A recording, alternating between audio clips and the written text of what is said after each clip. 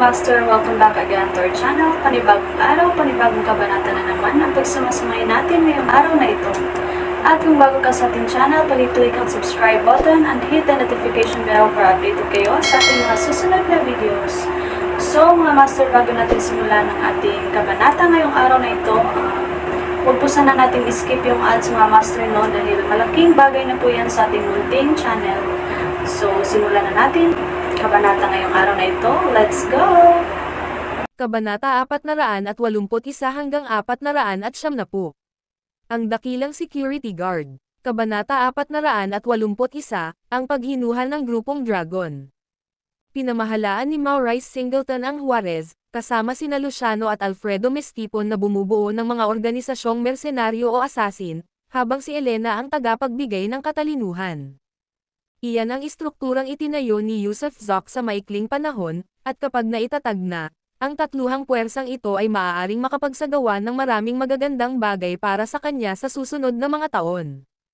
Pagkalipas ng 3 araw, nakatanggap si Yusuf ng hindi inaasahang tawag mula kay Luciano, na nagsabing kailangan nilang umalis ni Alfredo sandali at maaaring hindi na sila makakabalik anumang oras sa lalong madaling panahon, ngunit tiniyak niya sa kanya na wala silang dapat ipag-alala. Nang tanungin ni Yusuf kung saan sila pupunta, hindi sinabi ni Luciano, sinabi lang niya sa kanya na wala siyang dapat ipag-alala. Kasama rin nilang paalis sina Wells Merritt at Hobby Pope. Hindi masyadong nabalisa si Yusuf, naisip niya na malamang ay naghahanap sina Luciano at Alfredo ng iba pang miyembro ng koponan. Umalis din sina Elena at Selena Gould, patungong Washington, at ibinigay ni Yusuf ang pagpapaunlad ng impormasyon kay Elena dahil siya ay may kakayahan, matalino, at walang awa, kaya isa siyang perpektong kandidato para mahusay na itayo ang organisasyon. Dahil walang natitirang pamilyar na mga mukha sa bahay Tsaa, si Yusuf ay naging isang commander ng walang mga sundalo. Gayunpaman, nagustuhan pa rin niya ang pakiramdam ng pagiging mag-isa sa pamamahala, na ginugugol ang kanyang mga araw sa masayang pakikipag-usap sa ilang magagandang tea artist sa tea house. Samantala, habang nawawala si Yusuf, marami ang nabaliw, ang isang grupo ay mga pasyenteng dumaranas ng malulubhang sakit, at ang iba pa ay ang media at iba't ibang pambansang organisasyon ng intelihensya. Kung ang paggaling ni Yusuf sa kanser ng matandang si Bobby Han ay itinuring na isang kaso, ang sumunod na investigasyon ng media ay nagsiwalat na nakapagpagaling siya ng 9 na pasyente, kabilang si Bobby Han.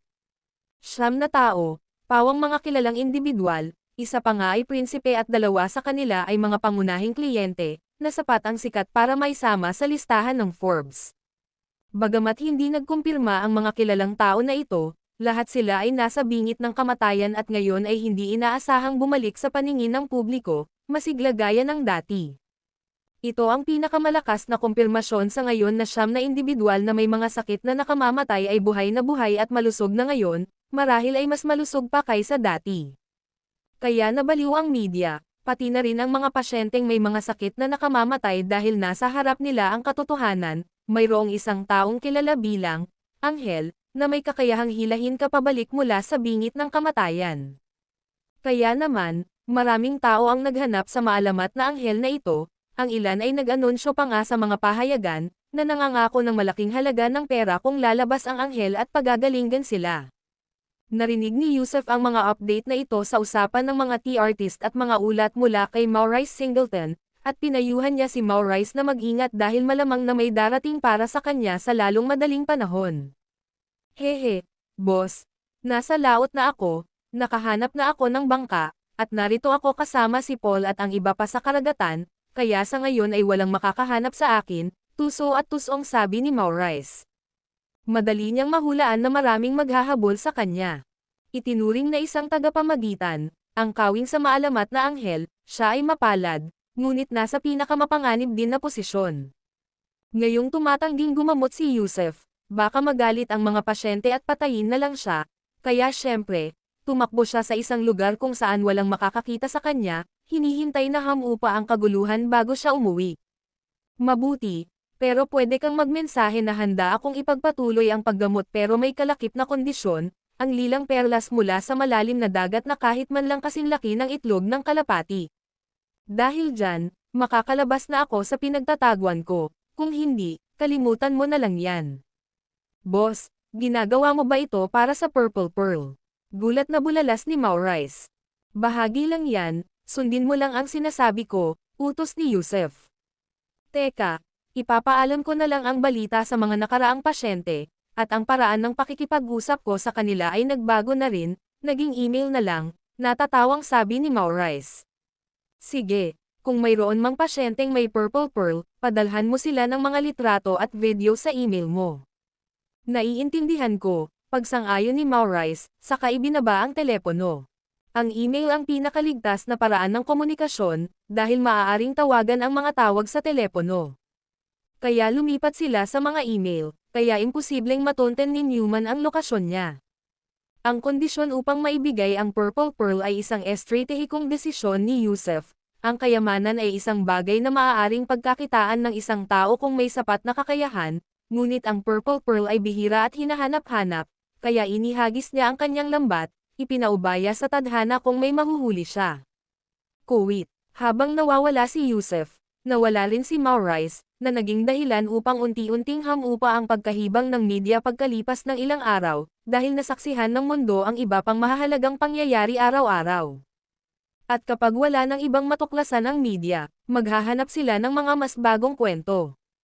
Bilang resulta, sa loob ng isang buwan, halos maglaho ang balita tungkol sa anghel.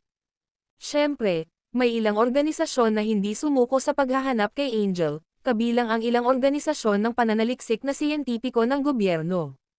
Matapos makakuha ng impormasyon tungkol sa 9 na pasyente, nakabuo sila ng conclusion na ang individual na nagsasabing isang anghel ay malamang na nagtataglay ng isang mahiwagang gayuma. Hindi naman sa napakalakas ng kanyang personal na kakayahan, kundi, pagkatapos uminom, naramdaman ng 9 na tao na nawala ang kanilang mga karamdaman. Sa makatuwid, ito ay isang hindi kapani-paniwalang tagumpay sa teknolohiya. Kung makukuha nila ang gayumang ito para sa pananaliksik, magiging malaking tulong ito para sa sangkatauhan. Ang mga ahensya ng panektik ng Estados Unidos, UK, Japan, France, at China ay pawang kumikilos. Gayunpaman, ang mga organisasyong panektik mula sa ibang mga bansa ay nabigong makahanap ng anumang impormasyon tungkol sa anghel, kabilang ang kanyang pagkakakilanlan, pinagmulan, pangalan, hitsura, at mga katulad nito, wala silang nakitang anuman. Ngunit isang bansa ang nakatuklas ng isang maliit na palatandaan. Kuwait, sa kabisera, sa Dragon Group Station, nakikinig si Devon King sa ulat ng isang miyembro ng koponan. Hindi masyadong binigyang pansin ng Dragon Group ang paglitaw ng isang anghel. Kahit na kaya niyang gamutin ang mga sakit na nakamamatay, hindi iyon ang eksaktong inaalala ng Dragon Group. Gayunpaman, nang malawakang ibalita ng media ang kwento, nakatanggap din ng utos ang Dragon Group na imbestigahan ang katotohanan ng pangyayari. Nang matanggap ang utos, natural lamang na nagpadala si Devon King ng mga tao sa ibang bansa upang mag-imbestiga at may mga ulat na bumalik na nagpapatunay sa katotohanan ng pangyayari. Ang 9 na individual ay tunay ngang may mga sakit na nakamamatay na may mga record at patunay mula sa iba't ibang ospital, kabilang ang mga litrato. Ang 9 na pasyente na may mga sakit na malubha ay mahimalang gumaling. Iniulat ni Devon King ang mga kumpirmadong detalye sa kanyang mga nakatataas, na nagpadala naman ng pangalawang utos, hanapin ang anghel anuman ang mangyari. Noong una, hindi maintindihan ni Devon King kung bakit napakahalagang mahanap ang taong ito, ngunit ipinaliwanag ng direktor ng Dragon Group, ang kanyang amo, ang isang dahilan ay malamang na kontrolado ng individual na ito ang isang advanced na teknolohiya na may kakayahang gamutin ang mga sakit na nakamamatay, at ang naturang teknolohiya, kapag nakuha na, ay magiging isang hindi mahahawakang kayamanan. Ang pangalawang dahilan ay dahil isang matandang leader ang nagkaroon din ng sakit na nakamamatay.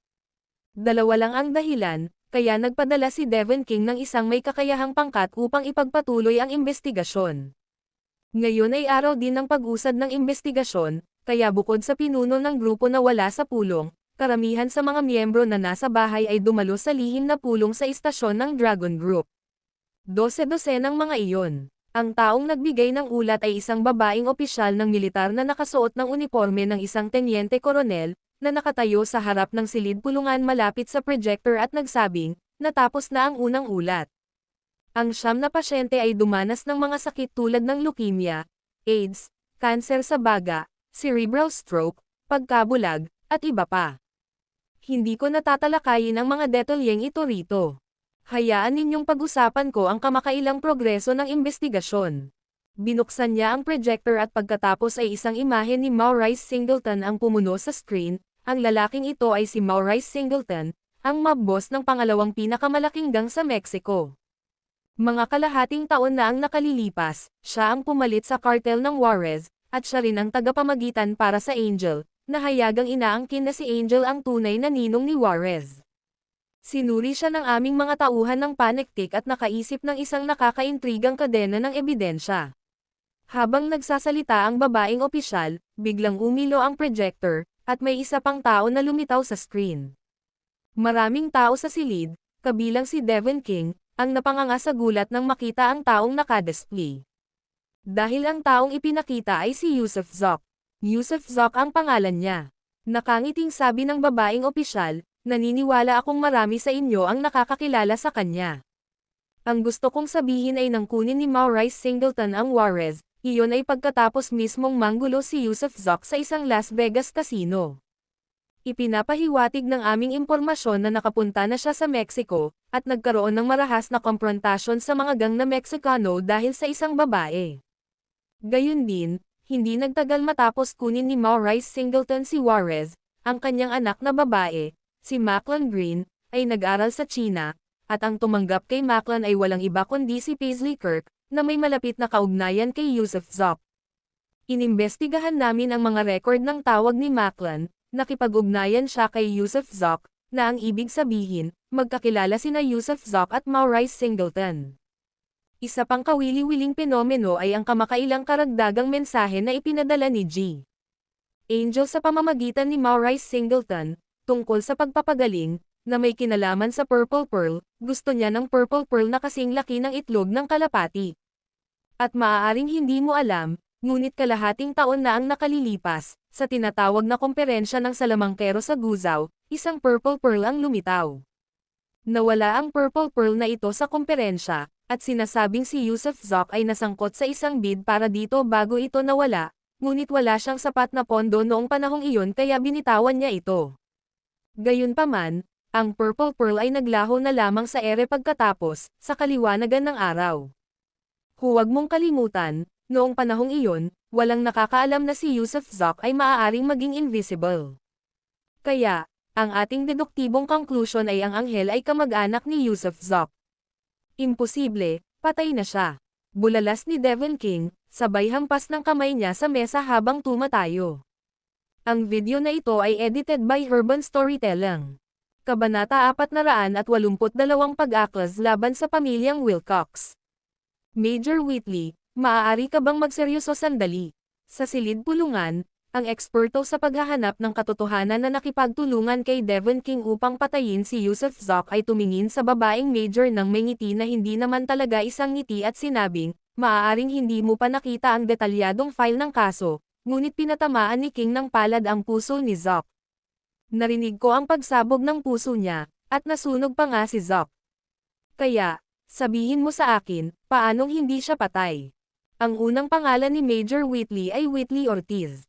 Bahagya siyang ngumiti at sumagot, kung gayon, maaari mo bang ipaliwanag kung bakit maayos na ang siyam na pasyente ngayon? Sa pagkakaalam natin, ang kanilang pisikal na kondisyon ay higit pa sa isang karaniwang tao. Pakipaliwanag mo naman sa akin yan.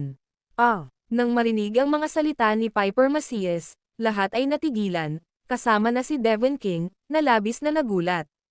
Oo, kung kayang gamutin ni Angel ang mga sakit na nakamamatay, kahit ang mga nasa bingit ng kamatayan ay kayang iligtas, kung si Yusuf Zoc nga si Angel, hindi ba siya makakaligtas kahit sumabog ang puso niya at masunog ang katawan niya?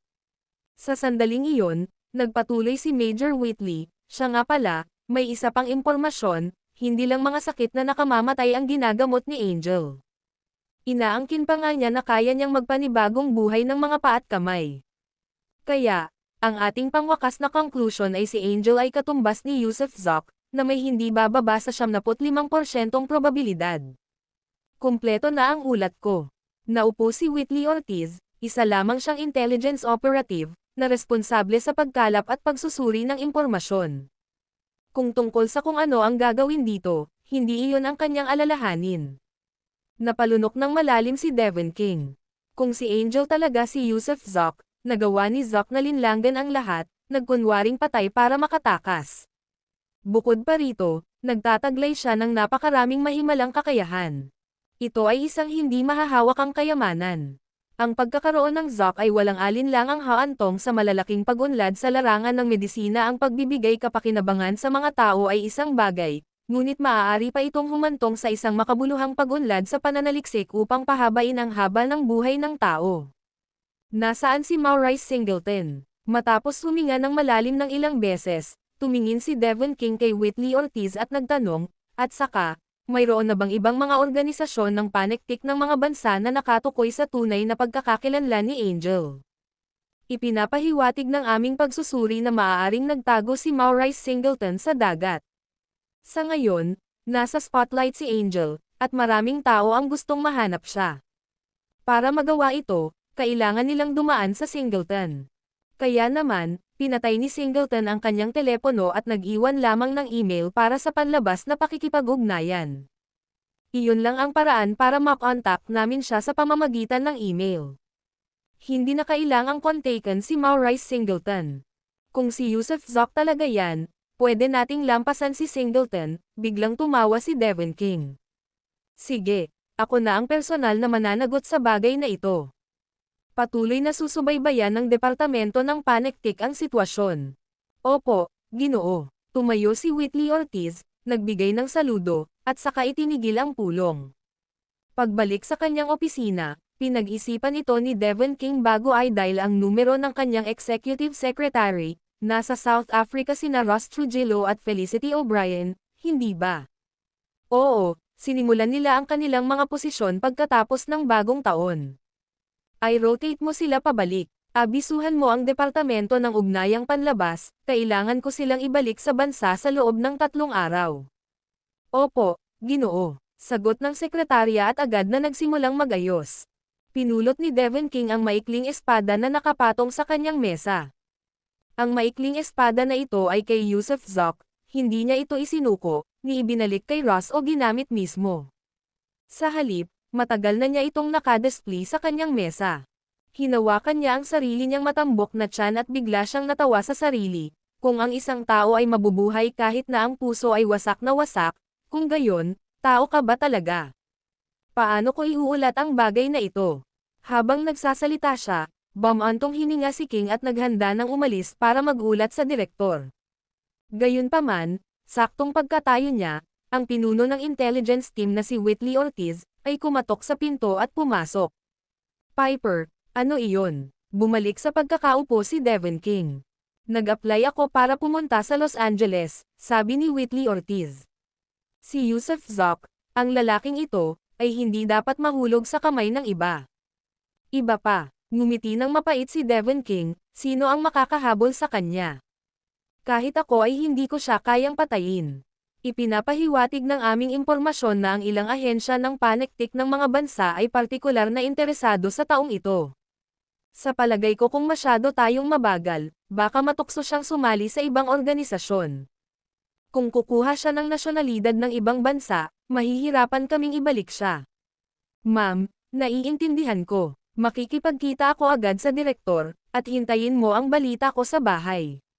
Pinag-isipan ito ni King, kung si Zoc ay maaakit ng ibang bansa at mabibigyan ng mga honorary position o kahit mga titulo, sa gayon ay magiging isang mamamayan ng bansang iyon, sa sandaling magpakita siya sa publiko, wala nang magagawa pa. Kuwait. Samantala, habang naninirahan sa tea house sa Los Angeles, nakipag-ugnayan din si Yusuf Zoc kay Zane Singleton sa pamamagitan ng email. Kabilang sa mga email na ipinadala sa kanya ni Singleton ay ilan mula sa British Royal Family, sa tanggapan ng punong ministro ng Japan, at sa tanggapan ng punong ministro ng Australia. Ayon sa mga liham na ito, nais nilang makipagkita sa kagalang-galang na si G. Angel para pag-usapan ang potensyal na kooperasyon. Nag-alok sila ng mga titulo o pera bilang kapalit, na ang tanging layunin ay magayos ng isang pagpupulong. Pagkatapos basahin ang mga ito, Ipinadala agad ni Yusufzok ang mga email na ito sa basurahan. Ang ilan pang mga email ay mula sa 9 na pasyenteng ginamo ni Yusufzok. Ibinahagi nila ang kanilang mga kamakailang karanasan at sinabi kay Yusufzok na maraming tao ang naghahanap sa kanya, umaasang si Mr. Ligtas at maayos naman si Angel. Sa madaling salita, kahit kumpleto na ang kanilang mga transaksyon kay Yusufzok, nakaramdam pa rin sila ng pasasalamat para dito. Sinabi nila na kung may anumang paraan sila para makatulong, hindi siya dapat mag-atubiling tawagan sila, at iba pa. Ang huling ilang email ay personal na inayos ni Zane Singleton, na may kabuuang 4, at ang 4 na email na ito ay naglalaman ng kalakip na mga larawan at video na may kasamang mga purple pearls. Matapos matingnan ang mga litrato at video, nabighani si Yusufzok, ang mga purple pearl na ito ang eksaktong hinahanap niya, at nagulat siya nang makita ang 4 ng sabay-sabay. Naupo si Yusufzok sa harap ng kanyang computer, nag-isip sandali, at pagkatapos ay agad na sumulat ng isang bagong email, Singleton, maaari ka nang maglabas ng isa pang mensahe. Isinulat ni Yusufzok sa email, sabihin mong mayroon pa akong 9 na pagkakataon na gamutin ang anumang sakit gamit ang aking gayuma. Pagkatapos ng 9 na panahong ito, wala nang anghel sa mundo. Kaya, para sa 9 na treatment na ito, ang pinakamataas na bidder ang mananalo, syempre, mahalaga ang mga purple pearls.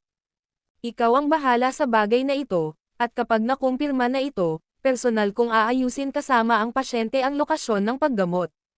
May minimum na presyo ba? Nakaupo rin si Singleton sa harap ng kanyang computer, kaya agad siyang sumagot pagkatapos matanggap ang email. Ang pinakamababang presyo ay hindi maaaring mas mababa sa $1 bilyong ng US.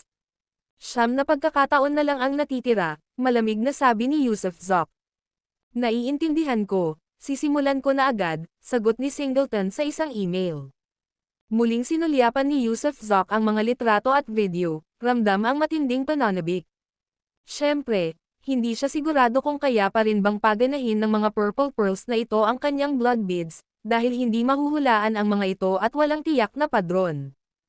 Hindi porket kaya na silang paganahin ng purple pearls noong huling beses ay gagana na rin sila ngayon. Gayunpaman, kailangan niya talagang subukan, dahil mayroon pa ring perang dapat kikitain. Bukod dito, pagkatapos ng panahong ito, talagang plano na niyang huminto. Hindi kaaya-aya ang pakiramdam na pinapanood ng marami. Nang matapos na tingnan ni Yusufzok ang mga litrato at isasara na sana ang kanyang laptop, muling nag-flash ang kanyang inbox, na nagpapahiwatig ng isang hindi pa nababasang email. Iilang tao lang ang nakakaalam ng email address na ito, sina Ruth Wilcox, Marlon Shepard, at Miles O'Brien, iyon lang. Binuksan ito ni Yusufzok, isa itong email mula kay Marlon Shepard, isang mahabang email na nag-uulat ng mga resulta ng mga kamakailang pagsisikap. Mula sa mahigit 70 bilyong kinita ni Yusufzok, nagbigay siya ng 60 bilyon kay Marlon Shepard, na ngayon ay matapang nang nagpapalawak ng Cheney Investments. Alinsunod sa inyong mga tagubilin, ang proseso ng pagkuha ng Fereni Grand Hotel sa kabisera ay sinimulan na. Bukod pa rito, ang kapital ng Wilcox family mula sa ibang bansa ay sunod-sunod na pumapasok sa yugto ng pagsasanib at pagkuha. Bumibili rin kami ng malaking halaga ng stock sa mga nakalistang kumpanya ng pamilyang Wilcox. Iniulat ni Marlon Shepard ang tungkol sa pagbili ng mga negosyo ng Wilcox family. Ngayong kumita na si Yusufzok, ang unang gusto niyang gawin ay makuha ang lahat ng bagay mula sa pamilya ni Ruth Wilcox at ipadala sa impyerno ang makitid ang pananaw na pamilya Wilcox. Ang video na ito ay edited by Urban Storytelling. Kabanata 483 ang mahiwagang tao.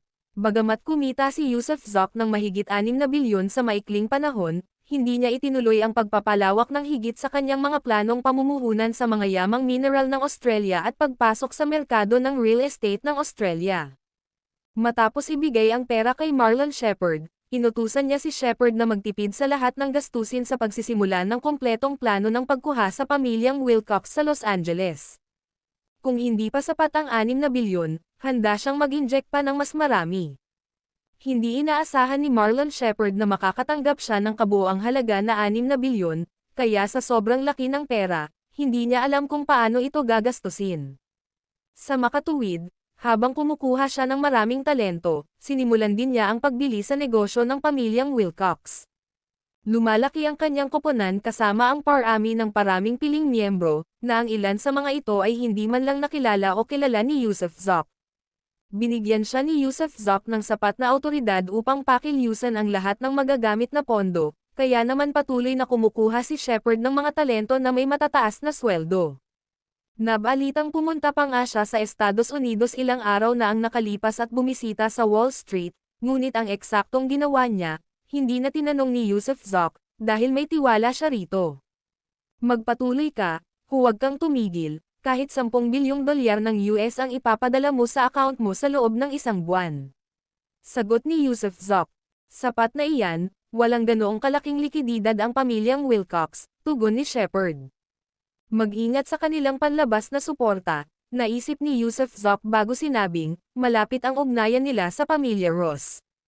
Kung makikialam ang pamilya Ross, maaari tayong tuluyang malipol. Agad na sagot ni Shepard. Huwag kang mag-alala, maaaring hindi naman talaga makialam ang pamilya Ross, at kung sakaling mangyari talaga ito sa huli, hahanap ako ng tulong para sa iyo. Sagot ni Yusuf Zoc. Sige, sa totoo lang, wala namang masyadong problema, nakapaghanda na kami ng ilang mga maaaring mangyari, kaya kahit na masangkot pa ang pamilya Ross, hindi kami mawawalan ng matitirang buhay. Hindi ako yung tipo ng tao na ilalagay lahat ng itlog ko sa iisang basket. Nagpadala si Shepard ng nakangiting mukha. Iyan din ang pinahahalagahan ko sa iyo. Pinatay ni Yusuf Zoc ang computer nang hindi nagpatuloy sa pakikipag-usap kay Shepard.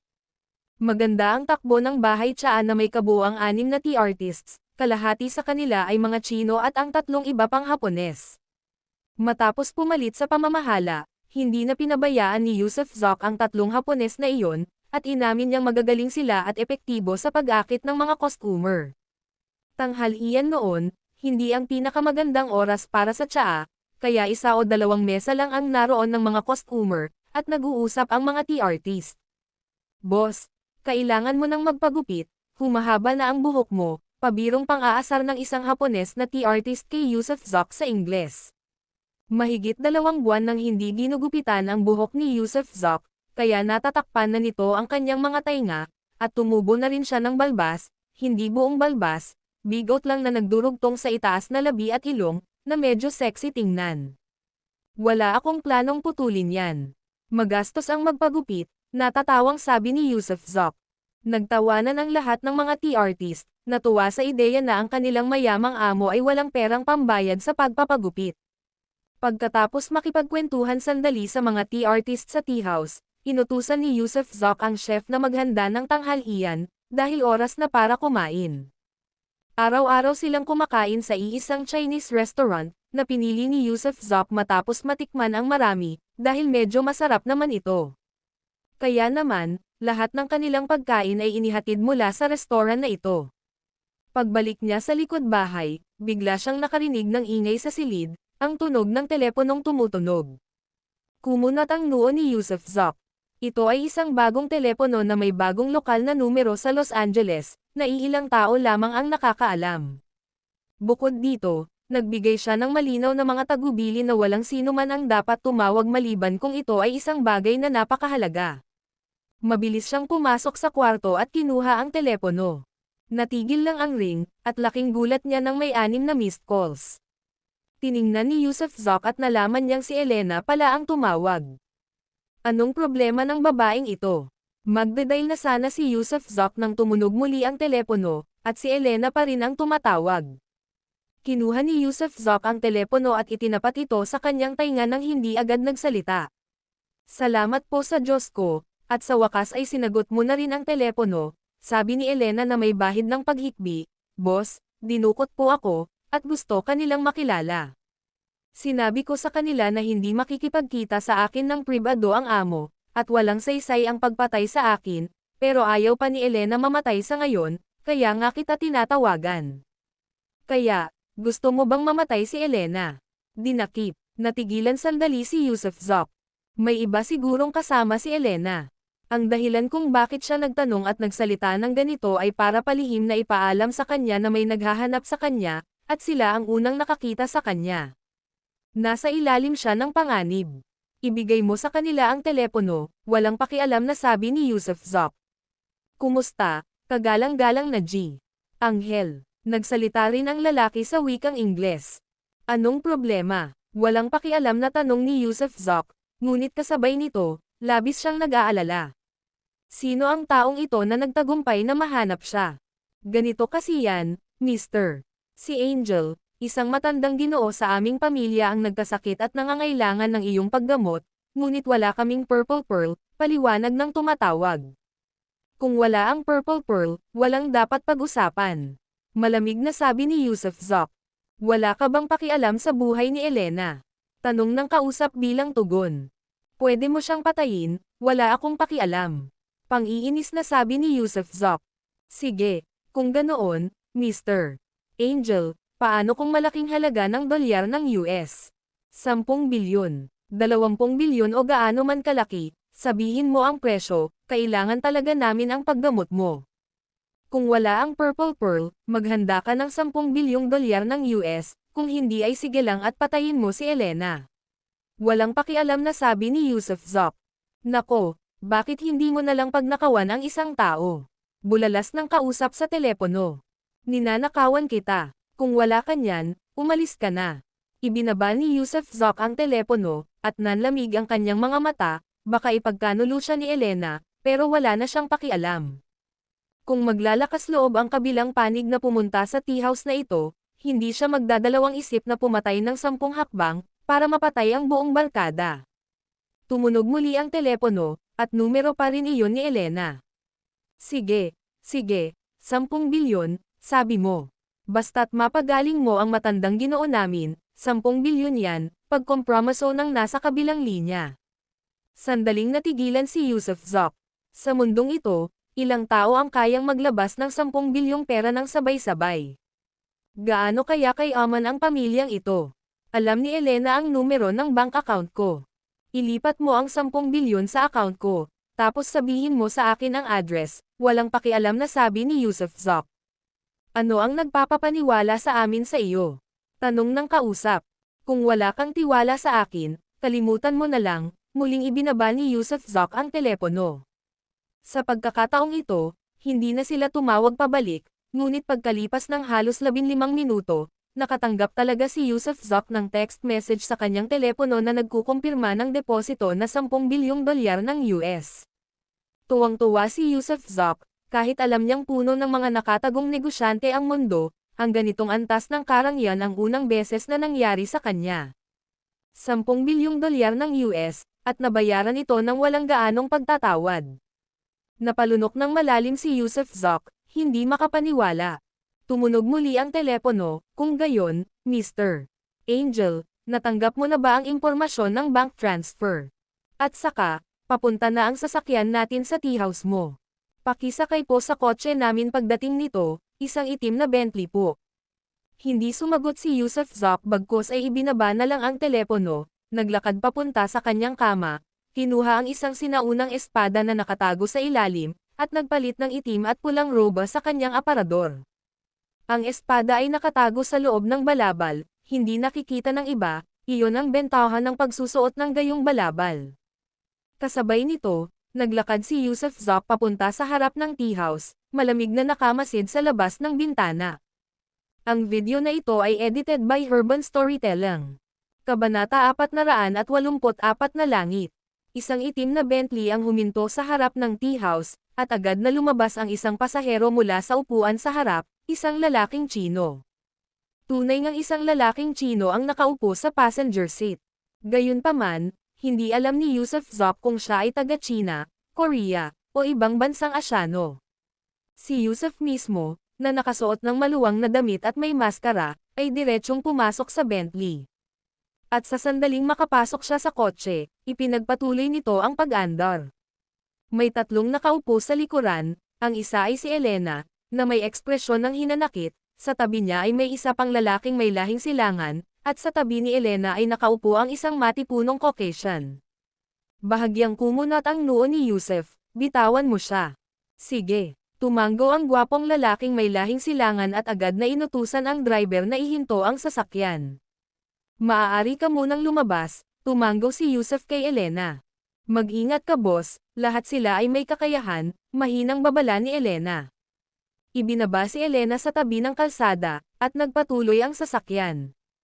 Nagsalin ang binata na may lahing silangan ng 2 baso ng pulang alak at iniabot ang isa kay Yusef habang nagpatuloy sa Ingles, Mr. Angel, bakit ayaw mong ipakita ang tunay mong mukha? Hindi siya sinagot ni Yusef, ni hindi rin niya kinuha ang baso ng alak, sa halip, nagtanong siya pabalik, mga inchik. Koreano, Hapon, wala sa mga nabanggit, natatawang sabi ng binata habang umiiling. Bagamat mga Chino ang aking mga ninuno, kami ngayon ay mga tao ng langit. Langit, medyo naguluhan si Yusef. Hehe, matagal na naming gustong magtatag ng sarili naming kaharian, kung saan walang batas, walang karahasan, walang mga makamundong bagay, kaya nga itinuturing namin ang aming sarili na mga tao ng langit. Nanginig ang kalamnan sa pisngi ni Yusef. Maaari kayang grupo sila ng mga baliw. Minsan ay nakabasa si Yusef ng isang tala na katulad ng isang nobela, na nagdedokumento na noong sinaunang panahon, may mga taong walang gagawin upang maabot ang kanilang mga pangarap.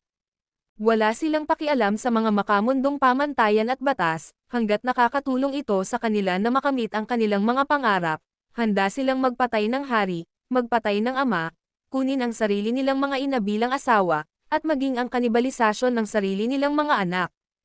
Ang simpleng pariralang ito ay nagbunyag ng kanilang walang hanggang kabaliwan.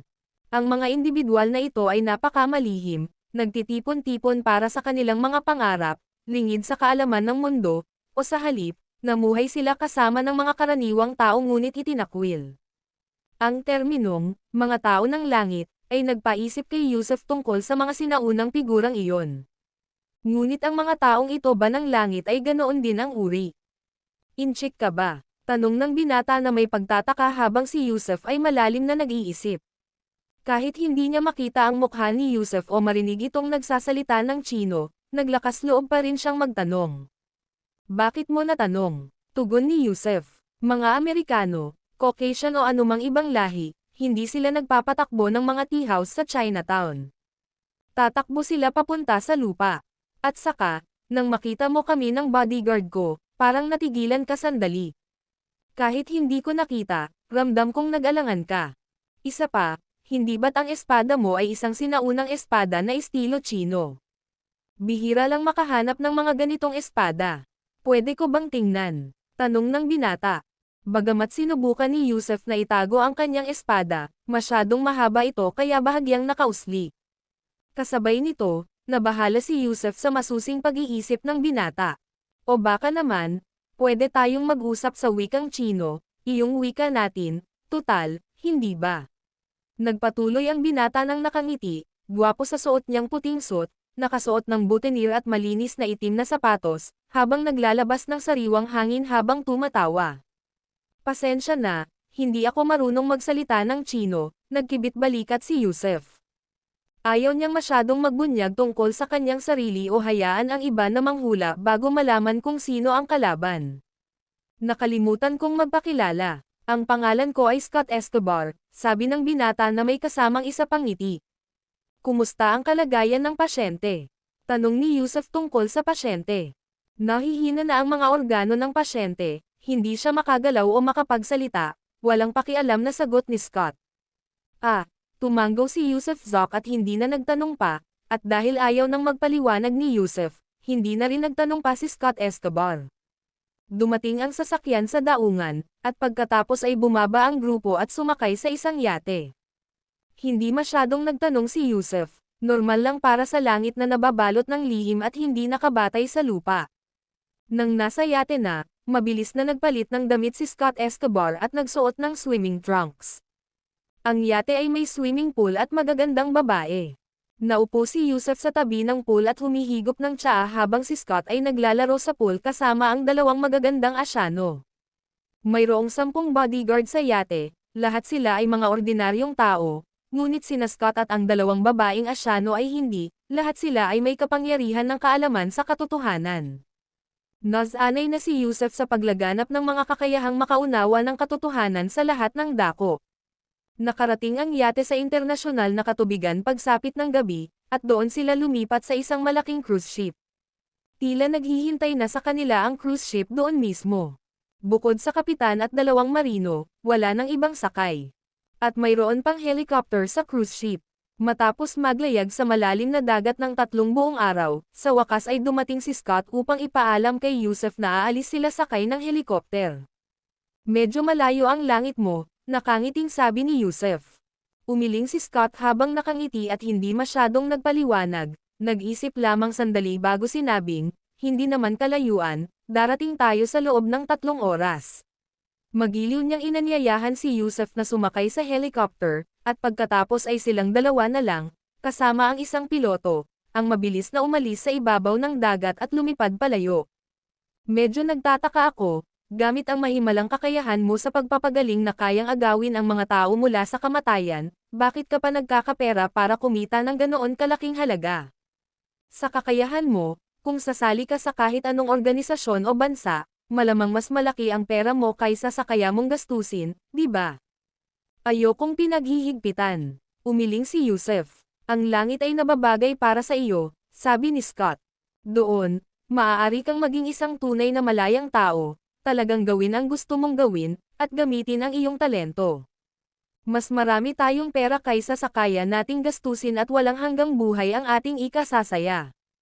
Kaya ang ibig mong sabihin sa akin ay nahuhulog ang dolyar ng US mula sa langit habang nakahiga ka sa iyong mga kama sa bahay. Tugon ni Yusef. Hindi, umiling si Scott. Kontrol natin ang buhay ng iba, kaya kung gusto natin ng pera, sila ang magdadala nito sa atin. Napakasimpleng prinsipyo nito. Pagkalipas ng 3 oras, isang magandang isla ang bumungad sa akin, pinalamutian ng maraming gusaling istilong Europeo na parang mga palasyo, at maraming matatanda at batang naglalaro sa dalampasigan. Walang anumang nagmumungkahi na ang lugar na ito ay naiiba o na mayroon itong anumang bakas ng langit. Mukhang ordinaryo lang ito, parang bakuran ng bahay ng isang mayamang tao. Pagkalapag ng helicopter sa helipad, 2 tour cart ang dumating. Ang isa ay inuupahan ng 4 na lalaking Asyano na nakasuot ng kasuotan sa martial arts, isa ang matanda at 3 bata, habang ang isa pang kariton ay walang laman. Tunay ngang nakasuot ng kagamitang pang martial arts ang mga tao rito.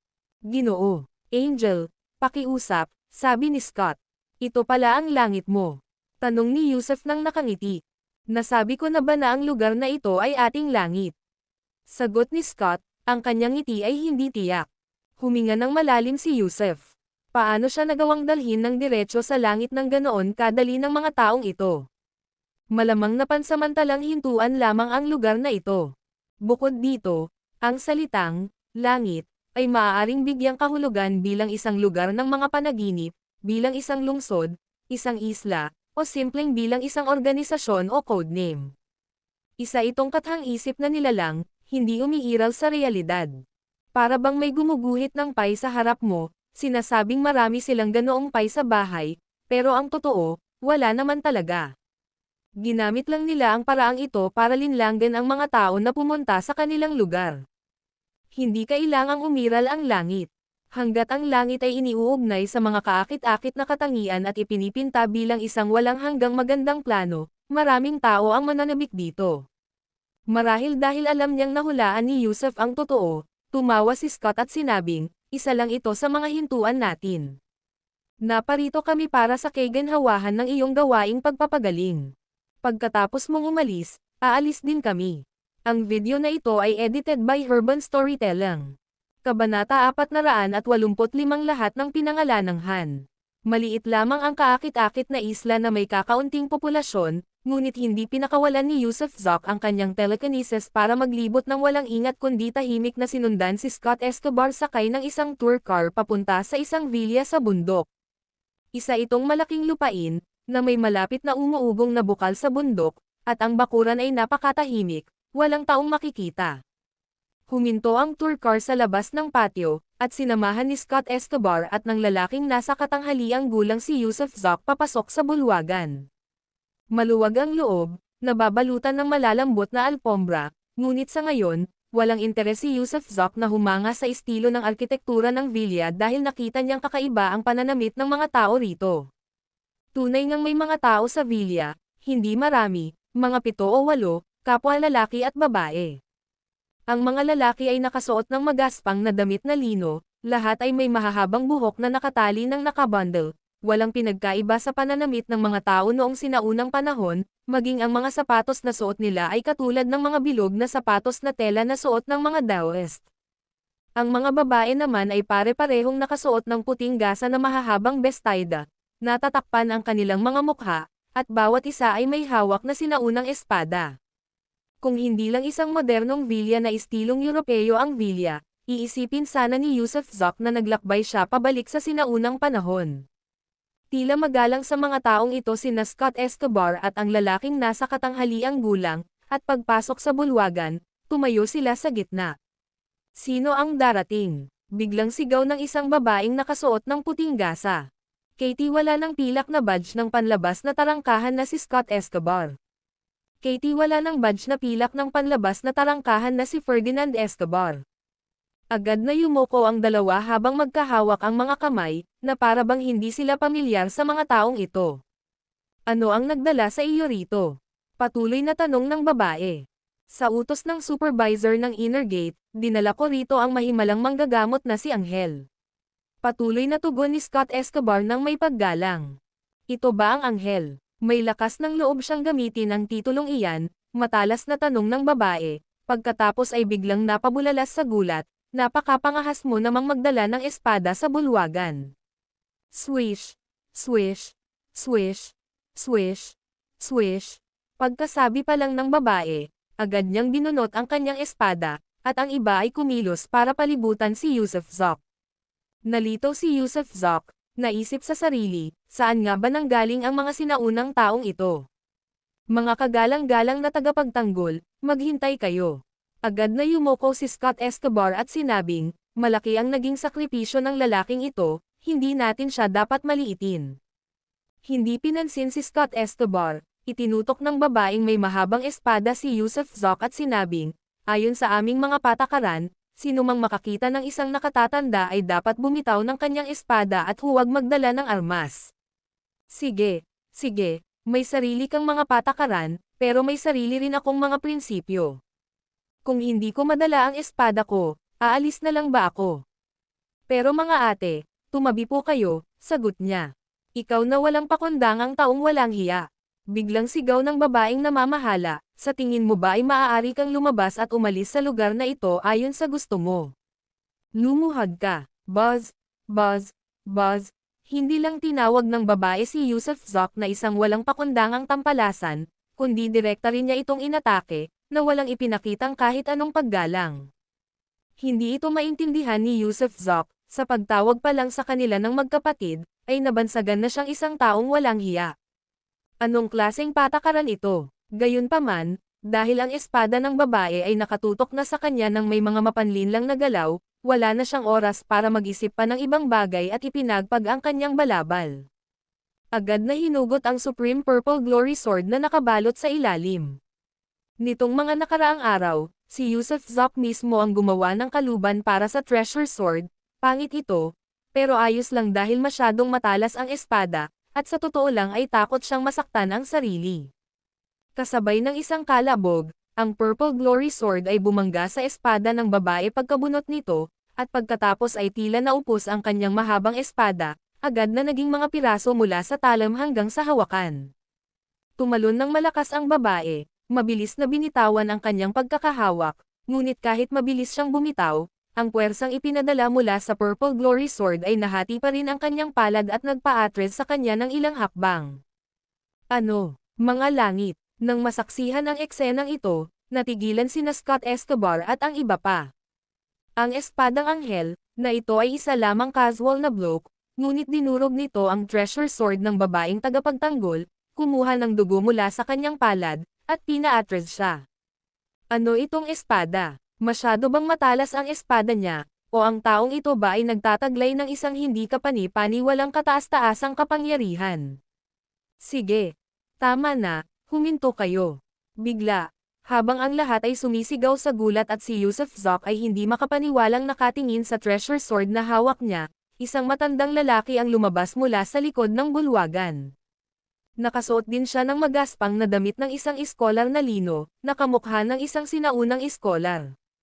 Ginoo, walang kapantay ang Angel's Sword daw. Hindi alam ng mga nasasakupan ko ang sarili nilang lakas at labis kanilang nasaktan. Humihingi kami ng tawad. Yumuko ang matabang iskolar kay Yusuf Zoc, na nagsasalita rin sa wikang Chino. May ipapalabas ba kayo? Tanong ni Yusuf Zoc sa Ingles. Ginoo, incheck si Angel. Bakit ka dapat magsalita ng wika ng lahing alien? Nakangiting tanong ng matambok na iskolar. Sandali na natigilan si Yusuf Zoc. Hindi pa niya natatanggal ang kanyang maskara kaya imposibleng makita ng iba ang kanyang mukha. Paano natitiyak ng iskolar na siya ay Chino? Nakita na namin ang manager. Noon lamang naalala ni Scott Escobar at ng iba pa na magbigay-pugay. Ako si Norris Escobar, nakita ko na si Mr. Angel. Ang matabang tagapamahala ay nagngangalang Norris Escobar, lahat sila ay may apelyidong Escobar. Tama na ang pagtawag mo sa akin ng Angel, sagot ni Yusuf Zoc sa wikang Chino at pagkatapos ay agad na naiinip na nagsabi, wala akong pakialam kung nagtatanghal ka man ng dula o kung nakapaglakbay ka na sa panahon mula sa sinaunang nakaraan. Nandito ako para magpatingin sa isang pasyente.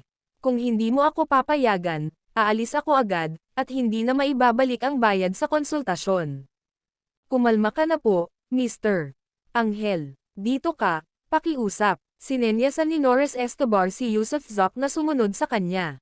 Tumango si Yusuf Zoc, na natiling alerto at kinakabahan habang sinusundan si Norris Escobar papasok, habang naiwan sina Scott Escobar at ang iba pa. Ang antas ng paglilinang ni Norris Escobar ay pag-aayuno. Tunay nga, nakakita si Yusuf Zoc ng isang taong may antas ng pag-aayuno sa pamilyang Meskipon sa kabisera, kaya naramdaman niya ang uri ng aura na bumabalot sa nakapalibot na hangin mula sa isang taong may kakayahang mag-aayuno, kaya naman hindi niya tinangkang ibaba ang kanyang pagbabantay. Habang naglalakad sa pasilyo, narating nila ang isang bahay sa likuran, na may malaking sunugan ng insenso sa labas. Ang sunugan ng insenso ay sinindihan ng insenso na pumupuno sa hangin ng usok, tulad ng insensong sinusunog sa mga templo. Sa likod nito ay isang gusaling gawa sa kahoy na estilong hermitage. Binuksan ito ni Norris Escobar at bumungad sa hangin ang masangsang na amoy ng halamang gamot, kaaya-aya ang amoy, na may nakasinding insenso sa loob. Sa isang kama ay nakahiga ang isang matandang lalaki na may puting buhok at balbas, tuyot at may kalansay, tila mga 70 taong gulang. Pinaikit ni Yusuf Zoc ang kanyang mga mata, hindi niya matukoy ang antas ng kultura ng matanda. Pakibigay na po ang inyong gamot, Ginoo, sabi ni Norris Escobar, hinayaan si Yusuf Zoc na magpatuloy ng walang anumang pag-aalangan. Ginamit ni Yusuf Zoc ang kanyang telekinesis upang siyasatin ang matandang lalaki na hindi makagalaw o makapagsalita. Gayunpaman, nang mabalat ng kanyang nababalutan ng kaisipan ang matanda, ang lalaking nakapikit ay biglang nagmulat ng mga mata, na may walang humpay na bangis na kumukurap sa loob, habang sinusuri niya si Yusuf Zoc. Alam ni Yusuf Zoc na kahit hindi makagalaw o makapagsalita ang lalaki, sa kabila ng paghina ng kanyang mga organo at paghina ng kanyang mga tungkulin sa katawan, habang papalapit siya sa kamatayan, siya ay may malay at kamalayan. Matanda, isa akong doktor. Pakipikit ang iyong mga matang mapupungay. Maaway ng mga medical practitioner, at medyo nakakatakot ang mga mata mo. Sabi ni Yusuf Zoc nang may bahagyang ngiti. Matapang siya at nang ahas na sabihin ang kahit ano. Tila may kislap na dumaan sa mata ng matanda na parang gusto niyang tumawa ngunit hindi niya magawa. Gayunpaman, ipinikit niya talaga ang kanyang mga mata. Alam ni Yusuf Zoc na hindi lalabas ng silid si Norris Escobar, kaya pagkatapos ng ilang sandaling pag-iisip, inalis niya ang anumang hindi kinakailangang kilos. Diretso niyang hinawakan ang baba ng matanda at ipinasok ang mga daliri sa bibig nito. Matapos bumagsak ang isang patak ng lilang likido sa katawan ng matanda, mabilis na binawi ni Yusuf Zoc ang kanyang mga daliri at umatras ng 5 hakbang. Tapos na. Magkakaroon ng masakit na proseso sa lalong madaling panahon. Sana'y magngalit ang ngipin ng matanda at magtiis. Matatapos din yan sa loob ng ilang minuto. Ang video na ito ay edited by Urban Storytelling. Kabanata 486 na Jacob Escobar. May mga taong kayang tiisin ang sakit, habang ang iba ay hindi. Kinaya ng matandang lalaki na nakahiga sa banig ng karamdaman ang pagtitiis ng sakit. Hindi man lang siya umimik mula simula hanggang katapusan. Kahit na may mga butil ng pawis na tumutulo at ang kanyang katawan ay pumulupot na parang bola, hindi siya gumawa ng kahit anong ingay. Hindi alam ni Yusuf Zop kung saang larangan ng cultivation ang dating ng matandang lalaki, ngunit tiyak na napakalakas nito, tiyak na mas malakas kaysa kay Norris Escobar na nasa tabi niya. Nakikita niya na ang antas ng cultivation ni Norris Escobar ay kasing antas ng pag-aayuno, ngunit ano pa ang higit pa sa pag-aayuno. Hindi alam ni Yusuf Zop kung tama o mali ang pagliligtas sa lalaking ito ngayon, o kung magdudulot ba ito ng gulo sa hinaharap. Ngunit dahil kinuha niya ang pera ng lalaki, ang tanging nagawa niya ay mapagaling ito. Wala pang 3 minuto, ang matandang lalaking may puting-puting buhok at balbas ay tumigil sa pagkumbulsyon at nahiga ng hindi gumagalaw sa kama.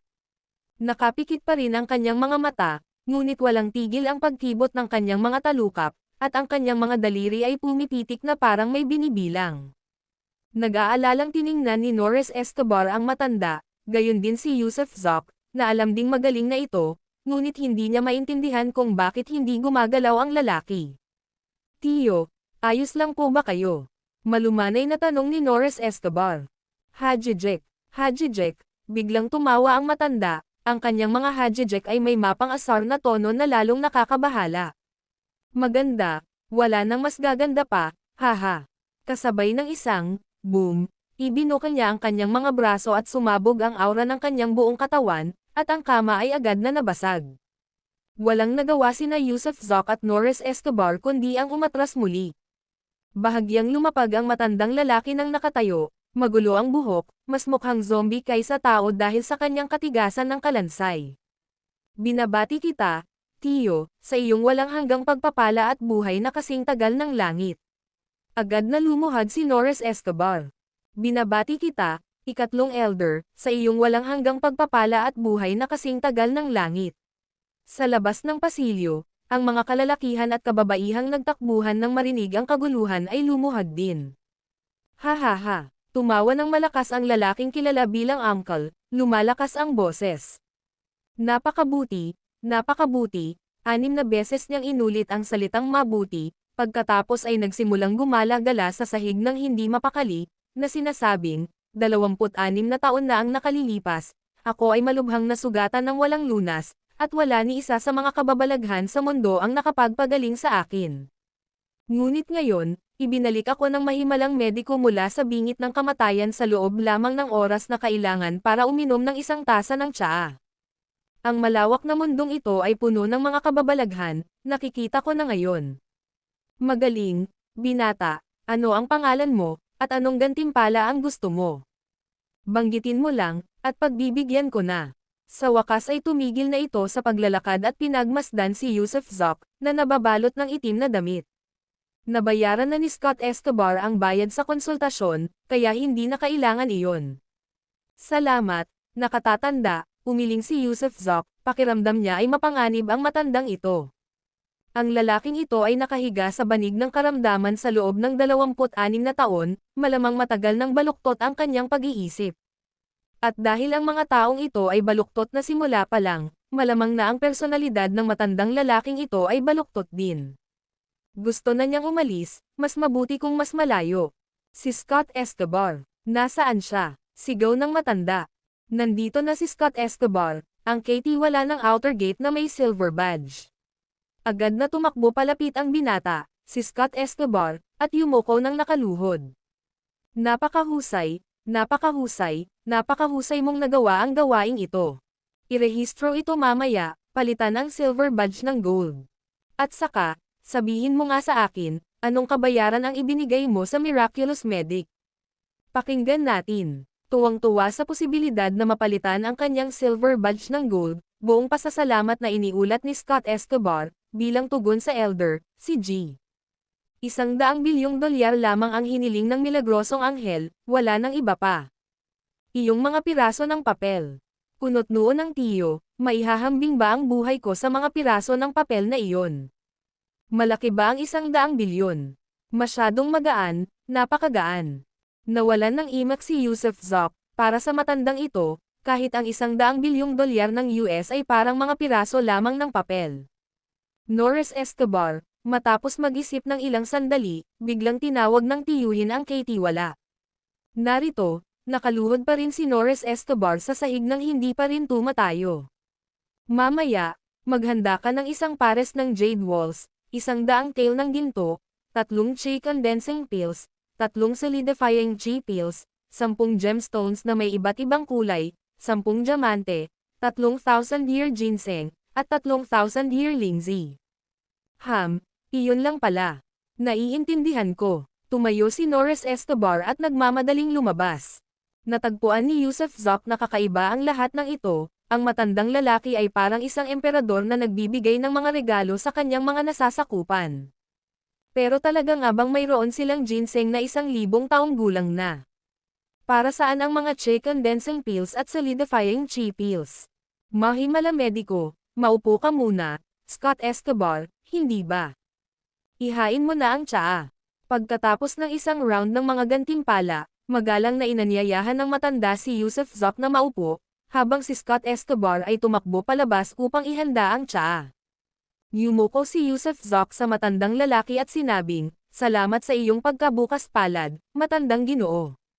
"Matanda po ba po, Ginoo?" "Ha. Tumawa ng malakas ang matanda. "Escobar ang apelyido ko. Ako si Jacob Escobar, 118 taong gulang, mahirap itawag sa isang matandang Ginoo." Ingram Escobar. Nabigla si Yusuf Zoc, narinig na niya ang pangalang ito dati. Hindi ba't si Ingram Escobar ang Panginoon ni Ludongbin? Hindi itong si Jacob ay si Ingram. Isinulat ni Jacob Escobar ang karakter para sa Jacob, gamit ang tsaang dala ni Scott Escobar sa mesa. "Nako, tinakat mo ako." Natatawang sabi ni Yusuf Zoc. Si Ingram Escobar ay parang isang banal na nilalang, ngunit malinaw na si Jacob Escobar na nauna sa kanya ay hindi man lang kalahating immortal. Gayunpaman, si Ingram Escobar nga ay ninuno ko, seryosong dagdag ni Jacob Escobar. Napalunok si Yusuf Zoc, hindi sigurado kung maniniwala ba siya o hindi. Miraculous Medic, bakit hindi mo iangat ang maskara mo? Ang tsaang ito na iniinom ko ay maaaring magpahaba ng buhay at kapaki-pakinabang sa maraming paraan. 1 tikim lang at mare-refresh ka na, nililinis nito ang iyong mga bato at utak ng buto. Tunay ngang napakasarap na pagkain yan, pero dahil suot mo ang maskara mo, medyo hindi ako komportableng panoorin, pagmamakaawa ng matanda. "Huwag po sana kayong mag-offend, Mr. Escobar Sr., may sakit ako sa balat sa mukha at hindi ko ito dapat ipakita sa publiko, pasensya na," tugon ni Yusuf Zoc, na hindi may taas ang kanyang maskara at atubiling uminom ng tsaa dahil sa takot na malason. Ang mga taong eksentriko ay gumagawa ng mga bagay na eksentriko, hindi ko na ipipilit kung gayon, tumawa ng malakas si Jacob Escobar, hindi pinipilit ang bagay na iyon. Ilang sandali pa, mabilis na bumalik si Norris Escobar, kasama ang ilang lalaki at babaeng tagapagtanggol, bawat isa ay may dalang tray na may mga bagay na kagagaling lang ni Jacob Escobar. Ang mga pader na jade, ginto, mga batong hiyas, at mga katulad nito ay mga makamundong ari-arian lamang, simboliko ko lamang itong ipinagkakalob sa mahimalang mediko. Gayunpaman, ang 3 chi condensing pills at 3 solidifying chi pills ay mga kayamanang hindi naipapasa sa labas ng pamilya Escobar. Napansin kong nagsisimula pa lang ang Miraculous Medic sa kanyang landas, masyadong mahina ang iyong katawan, kaya naman binibigyan kita ng 6 na immortal pills. Pagkatapos uminom ng chi condensing pill, mabilis kang matutulungan nitong makapasok sa iyong Grandmaster Realm na sinasabi mo, sapat na ang 1 tableta, gamitin mo ang 2 pa para pagtibayin ang posisyon mo pagkatapos mong maabot ang Grandmaster Realm. Ang solidifying chi pill ay mahalaga para makamit ang late glimpse stage, at gayon din, sapat na ang 1 tableta. Ang 2 pa ay makakatulong sa pagsasama-sama. Kung magiging maayos ang lahat, madali mo dapat maabot ang hangganan ng pag-aayuno sa huling yugto ng pagsilip, paliwanag ni Jacob Escobar. Ang 1,000 taong ginseng at 1,000 taong lindsay ay para palakasin ang iyong katawan. Mahimalang mediko, nakapagturok ka ng kakaibang asensya sa katawan ko ngayon lang, malamang na malaking kapalit iyon para sa iyo. Huwag mo itong basta-basta ipagwalang bahala, kaya naman, mahalaga para sa iyo na mapanumbalik ang iyong kalusugan. Salamat sa iyong pag-aalala, G. Escobar. Agad na tumayo si Yusuf Zoc at yumuko ng may seremonya kay Jacob Escobar. Anuman ang anumang bagay, maalalahanin pa rin ng matanda ang kanyang pisikal na kondisyon, at nararapat itong igalang. Iniligtas mo ang buhay ko, ang mga ari-ariang ito ay walang-wala kung ikukumpara. Huwag kang masyadong mag-alala, sabi ni Jacob Escobar, habang nakangiti at umiiling. Pagkatapos ng isang paghinto, nagpatuloy siya, gayunpaman, may isa pang bagay na inaasahan kong matutulungan ng mahimalang mediko. Biglang bumilis ang tibok ng puso ni Yusuf Zoc. Maaaring magmukhang magalang si Jacob Escobar, ngunit alam ni Yusuf Zoc na sa kalooban niya ay mayroong isang mabangis na tigre, na laging handang sumunggab at durugan ang isa. Pakiusap, sabihin mo ang iyong saloobin, Senior Escobar, sabi ni Yusuf Zoc, habang pinapanatili ang kanyang kahinahunan. Isang kislap ang sumilay sa mga mata ni Jacob Escobar, sa loob ng maraming henerasyon, ang aking pamilya Escobar ay nakatuon sa pagtatatag ng kataas-taasang kaharian sa langit. Ang kaharian ang pangarap ng mga henerasyon ng aking pamilya. Matapos ang mga taon ng pag-unlad, ang kaharian ay unti-unting nabubuo. Bukod dito, tinatanggap namin ang mga natatanging individual mula sa lahat ng antas ng pamumuhay, na iniiwan ang aming mga pinto na bukas para sa mga bantog at pambihirang tao. Sa makatuwid, inaanyayahan ko ang milagrosong mediko na sumama sa ating langit. Bagamat isa lamang akong mapagpakumbabang matanda, ang ikatlo ng langit, matitiyak ko sa iyo na sa iyong pagpasok, itatalaga kita bilang maharlikang manggagamot ng langit. Ikaw ay iaangat sa isang posisyon ng pambihirang kabanalan, pagkakalooban ng walang katapusang mga pribilehiyo, pinakamataas na karangalan, at walang hanggang kayamanan. Ano ang masasabi mo, milagrosong mediko? Ang video na ito ay edited by Urban Storytelling. Kabanata 487 medyo mahirap ang paksa. Alam ni Yusuf Zoc na hindi siya hahayaang umalis ng basta-basta ng mga isinumpang taong ito ng langit. Ang langit ay isang organisasyon, isang grupo ng mga mapangarapan na baliw, at ngayong masasabing mayroon siyang pamamaraan upang buhayin muli ang mga patay, gusto nilang lahat na panatilihin siya alang-alang sa kanilang sariling immortalidad. Ito rin ang pangunahing dahilan kung bakit biglang tumigil si Yusuf Zoc sa pagtrato sa mga mayayamang parokyano. Kung magagawa niyang immortal ang mga nakatakdang mamatay, magugulo ang mundo. Siya ay magiging biktima, at bawat kapangyarihan, bawat bansa, bawat organisasyon ay susunod sa kanya. Kaya pala siya biglang nawala, dahil ayaw niyang mahuli sa alimpuyo na iyon. Kung talagang nadala siya, mas mahihirapan siyang makawala sa sarili niya sa bandang huli. Ang hindi niya inaasahan ay ang paghahanap pa rin sa kanya ng pamilya Escobar. Kaya humingi siya ng 10 bilyon, umaasang atras sila, ngunit itinuring lamang nila ang 10 bilyon bilang barya at inilipat ang pera sa kanya ng walang pag-aalinlangan. Pakiramdam niya ay para siyang nakasakay sa barko ng isang tulisan. Gusto siyang panatilihin ng langit dahil masyado siyang mahalaga. Total, wala namang immortal na nilalang sa mundong ito noong una, ngunit sa kanyang pagdating, kaya niyang ibalik ang ilang tao mula sa pintuan ng kamatayan. Hindi naman ito eksaktong immortalidad, pero kaya niyang pahabain ang kanilang mga habang buhay. Sa unang tingin, tila isang Panginoon si Jacob Escobar. Bagamat maikli lamang ang kanilang interaksyon, binigyan ng lalaking ito si Yusuf Zoc ng isang lubhang mapanganib na pakiramdam. Ngayon, kahit paulit-ulit niya itong tinatawag na miraculous medic, sino ang nakakaalam kung ano talaga ang iniisip niya? Marami na siyang nabigyan ng matatamis na date, at ngayon ay sa wakas ay nabunyag na ang tunay na intensyon.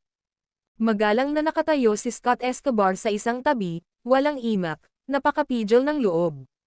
Bahagyang ngumiti rin si Jacob Escobar habang humihigop ng kanyang tsaa, naghihintay sa tugon ni Yusuf Zoc. Pagkatapos ng halos isang buong minutong katahimikan, humarap si Yusuf Zoc kay Jacob Escobar at yumuko, "Salamat sa iyong mainit na pagbati, Senyor. Pero kung sasama ako sa langit, ano ang mga magiging restriction?" Hindi tahasang tumanggi si Yusuf Zoc. Nakaupo sa tapat niya ang isang makapangyarihang figure na hindi niya maaninag, na nag-aangkin din ng ilang banal na pamana. Hindi niya maaaring basta-basta nalang pansinin ang mga ganoong bagay. Haha, nang marinig na hindi tumanggi si Yusuf Zoc kundi nagtanong tungkol sa anumang mga paghihigpit, humagalpak ng tawa si Jacob Escobar, dahil nangangahulugan ito na may pagkakataon. Walang mga makabuluhang paghihigpit. Ang pagsama sa langit ay hindi hadlang sa mahimalang mediko, malaya ka pa ring maglakbay sa mundo, ipagpatuloy ang paggawa ng kailangan mong gawin. Walang pipigil sa kalayaan mo, nakangiti niyang sabi. Bukod dito, sa maraming larangan, magagamit din ng Miraculous Medic ang mga mapagkukunan ng ating langit, patuloy ni Jacob Escobar nang nakangiti. Marahil ay hindi mo alam, ngunit ang ating langit ay may walang hanggang yaman. Maraming mga elite sa lipunan ang ating mga katiwala, mula sa iba't ibang bansa, kabilang ang mga politiko, mga di nakikitang tycoon, mga panloob na angkan ng militar, at mga kilalang individual. Mga yamang tao ito, at lahat ng ito ay maaaring gamitin ng Miraculous Medic. Halimbawa, kung ang Miraculous Medic ay may kasalungat na tunggalian sa isang partikular na bansa, at nais kayong ikulong ng bansang iyon, maaari ninyong gamitin ang aming mga mapagkukunang pantao, pinansyal, o militar sa loob ng bansang iyon. Ang mga mapagkukunang ito ay walang pasubaling tutulong sa iyo sa pagkamit ng iyong mga layunin. O sabihin mong mayroon kang isang makapangyarihang kaaway, maaari ka ring tumawag sa mga yamang militar ng langit. Sa isang utos mo lang, hindi mabilang na tao ang tutulong sa iyo na paksain ang kalaban mo. Siyempre, may sarili ring mga regulasyon ang langit. Hindi maaaring gumana ang isang bansa ng walang mga batas, hindi rin maaaring gumana ang isang pamilya ng walang mga patakaran. Ang pinakamahalagang tuntunin sa langit ay walang pagtataksil. Kung sakaling magkaroon ng anumang pagtataksil, magpapataw kami ng parusa sa 3 henerasyon ng traidor. Bukod pa rito, kapag ang milagrosong mediko ay naging pambansang manggagamot ng langit, kung may sino man sa langit ang magkasakit, kakailanganin nila ang tulong ng milagrosong mediko. Siyempre, kapag sinabi kong mga tao, ang tinutukoy ko ay piling iilan, hindi kasama ang mga nasa paligid na miyembro ng langit, sapat na ang mga miyembro ng Escobar clan. Wala nang mas hihigit pa riyan. Isa kang manggagamot, hindi ka namin isasangkot sa pagpapatakbo at pagtatayo ng langit, ni hindi ka namin hahayaang makisali sa mga labanan, ni hindi ka namin pipiliting sumalungat sa iyong personal na mga paniniwala o credo. Sa madaling salita, gagamutan ka lang namin bilang isang doktor. Ang tanging responsibilidad mo ay ang gamutin at iligtas ang mga tao, na iginagalang bilang pambansang manggagamot ng langit. Anong tunog niyan? Natapos ni Jacob Escobar ang pagsasalita ng nakangiti, habang nakatingin kay Yusuf Zoc. Ang kanyang iminungkahi ay tila hindi naglagay kay Yusuf Zoc sa alanganin. Parang nakakaakit naman, na parang wala naman talaga akong dahilan para tumanggi, nakangiting sabi ni Yusuf Zoc. Pumayag na ba ang milagrosong mediko? Nasa sabik na tanong ni Jacob Escobar. Kailangan ko itong pag-isipan pagbalik ko. Total, mayroon akong isang buong angkan, na may maraming taong naglilingkod sa akin. Hindi ako pwedeng magdesisyon para sa sarili ko sa ngayon, sabi ni Yusuf Zoc nang may mapait na ngiti. Wala bang tiwala sa akin ang milagrosong mediko? Biglang tumaas ang kilay ni Jacob Escobar, na nagdulot ng mga alon sa tasa ng tiyaan na nasa mesa. Huwag kang magkamali sa pag-intindi, matanda. Isang karangalan na mataas ang pagtingin mo sa akin, pero ayokong magpadalos-dalos ng mga pangako. Tumingin si Yusuf Zoc kay Jacob Escobar at sinabing, ano ang langit? Ano ang mayroon ang langit? Kasing lakas ba ng sinasabi mo ang langit? Lahat ng ito ay bahagi mo lamang ng kwento, hindi ba? Inalok mo ako ng pay sa langit, pero hindi ko pa nakikita kung ano ang hitsura nitong pay na ito. Paano ako makakapangako sa iyo ng kahit ano ng ganoon kadali? Haha, hindi ka ba naniniwala sa kapangyarihan ng langit? Tumawa ng malakas si Jacob Escobar, ang kamangmangan ay kaligayahan, ang hindi pag-alam tungkol sa pagkakaroon ng langit ay nangangahulugan ng kawalan ng kamalayan sa misteryo at kapangyarihan nito, kaya makatuwiran na ang milagrosong mediko ay hindi madaling sisang-ayon, ang kawalan ng takot ay kadalasang nagmumula sa hindi alam. Matandang Ginoo, ang pakikinig ay mali, ang nakikita ay paniniwala. Sabi ni Yusuf Zoc habang magkahawak ang mga kamay na nakayuko. Sige, dahil ganoon ang pagkakasabi ng Miraculous Medic, mukhang gusto mo akong hamanin. Sabihin mo sa akin, ano ang kailangan mong gawin ni Heaven? Si Jacob Escobar ay isang tusong tao, alam niyang gusto ni Yusuf Zoc na kumilos si Heaven para tulungan siya sa isang bagay. Pagkatapos lamang ng verifikasyon ay saka lamang maniniwala ang milagrosong mediko sa kanyang mga salita. May isang pamilya Ross na nakasakit sa akin, at gusto kong ang bawat miyembro ng kanilang pamilya ay namam-alamos sa mga lansangan, wala nang iba. Sabi ni Yusuf Zoc, pagkatapos ay relax na sumando sa kanyang upuan. Kung kayang lipulin ng langit ang pamilya Ross sa isang iglap, ano pa kaya kung siya ang pambansang manggagamot? Ang pamilya Ross. Teka, mamam-alamos na sila sa mga lansangan bukas, Scott Escobar, ipadala mo na ang mensahe. Walang pakialam na sabi ni Jacob Escobar. Nagulat si Yusuf Zoc, tunay kayang magagawa ito ng langit. Gayunpaman, hindi gumalaw si Scott Escobar, sa halip, tumingin siya kay Jacob Escobar ng may hindi komportableng ekspresyon. Anong problema? Kumunat ang noo ni Jacob Escobar at napasigaw. Ito, sabi ni Scott Escobar ng may mapait na mukha, sa tingin ko mas makabubuting ipaliwanag ito sa iyo ng kay Tiwala. Sa sandaling iyon, pumasok din si Norris Escobar, pagkatapos ay nagtanong kung ano ang kailangang ipaliwanag. Tahimik na inulit ni Scott Escobar ang kahilingan ni Yusuf Zoc at ang pangakong ginawa ni Jacob Escobar. Labis na nagulat si Norris Escobar at matalim ding nakatitig kay Yusuf Zoc. Ano ba ang binubulong mo? Anong Ross Basts? Norris Escobar, humayo ka at lipulin mo ang angkang ito. Mayabang na deklarasyon ni Jacob Escobar. Nakatatanda, hayaan mo akong magulat sa iyo ng pribado.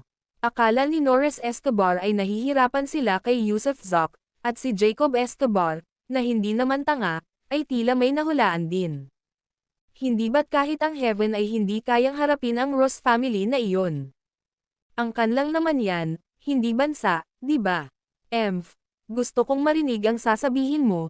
Tumayo si Jacob Escobar at marahang inihagis ang kanyang manggas, saka naglakad patungo sa panloob na silid. Nagsimulang tumawa si Yusuf Zoc. Kahit si Heaven ay hindi nakayanan ang pamilya Ross, na parehong maganda at masamang balita. Ang video na ito ay edited by Urban Storytelling. Kabanata 488 kumakatok ang grupo ng Dragon. Ano na ang sitwasyon? Makapangyarihan ang tinatawag na pamilya Ross. Pagdating niya sa likurang bulwagan, napakunot ang noo ni Jacob Escobar. Paano kaya makakalaban ng isang angkan ang kanilang langit?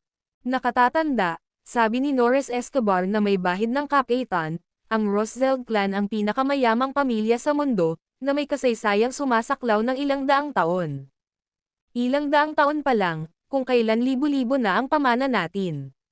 Pangungot siya ni Jacob Escobar. Manatili sa pangunahing punto, walang pagpapaliban-liban.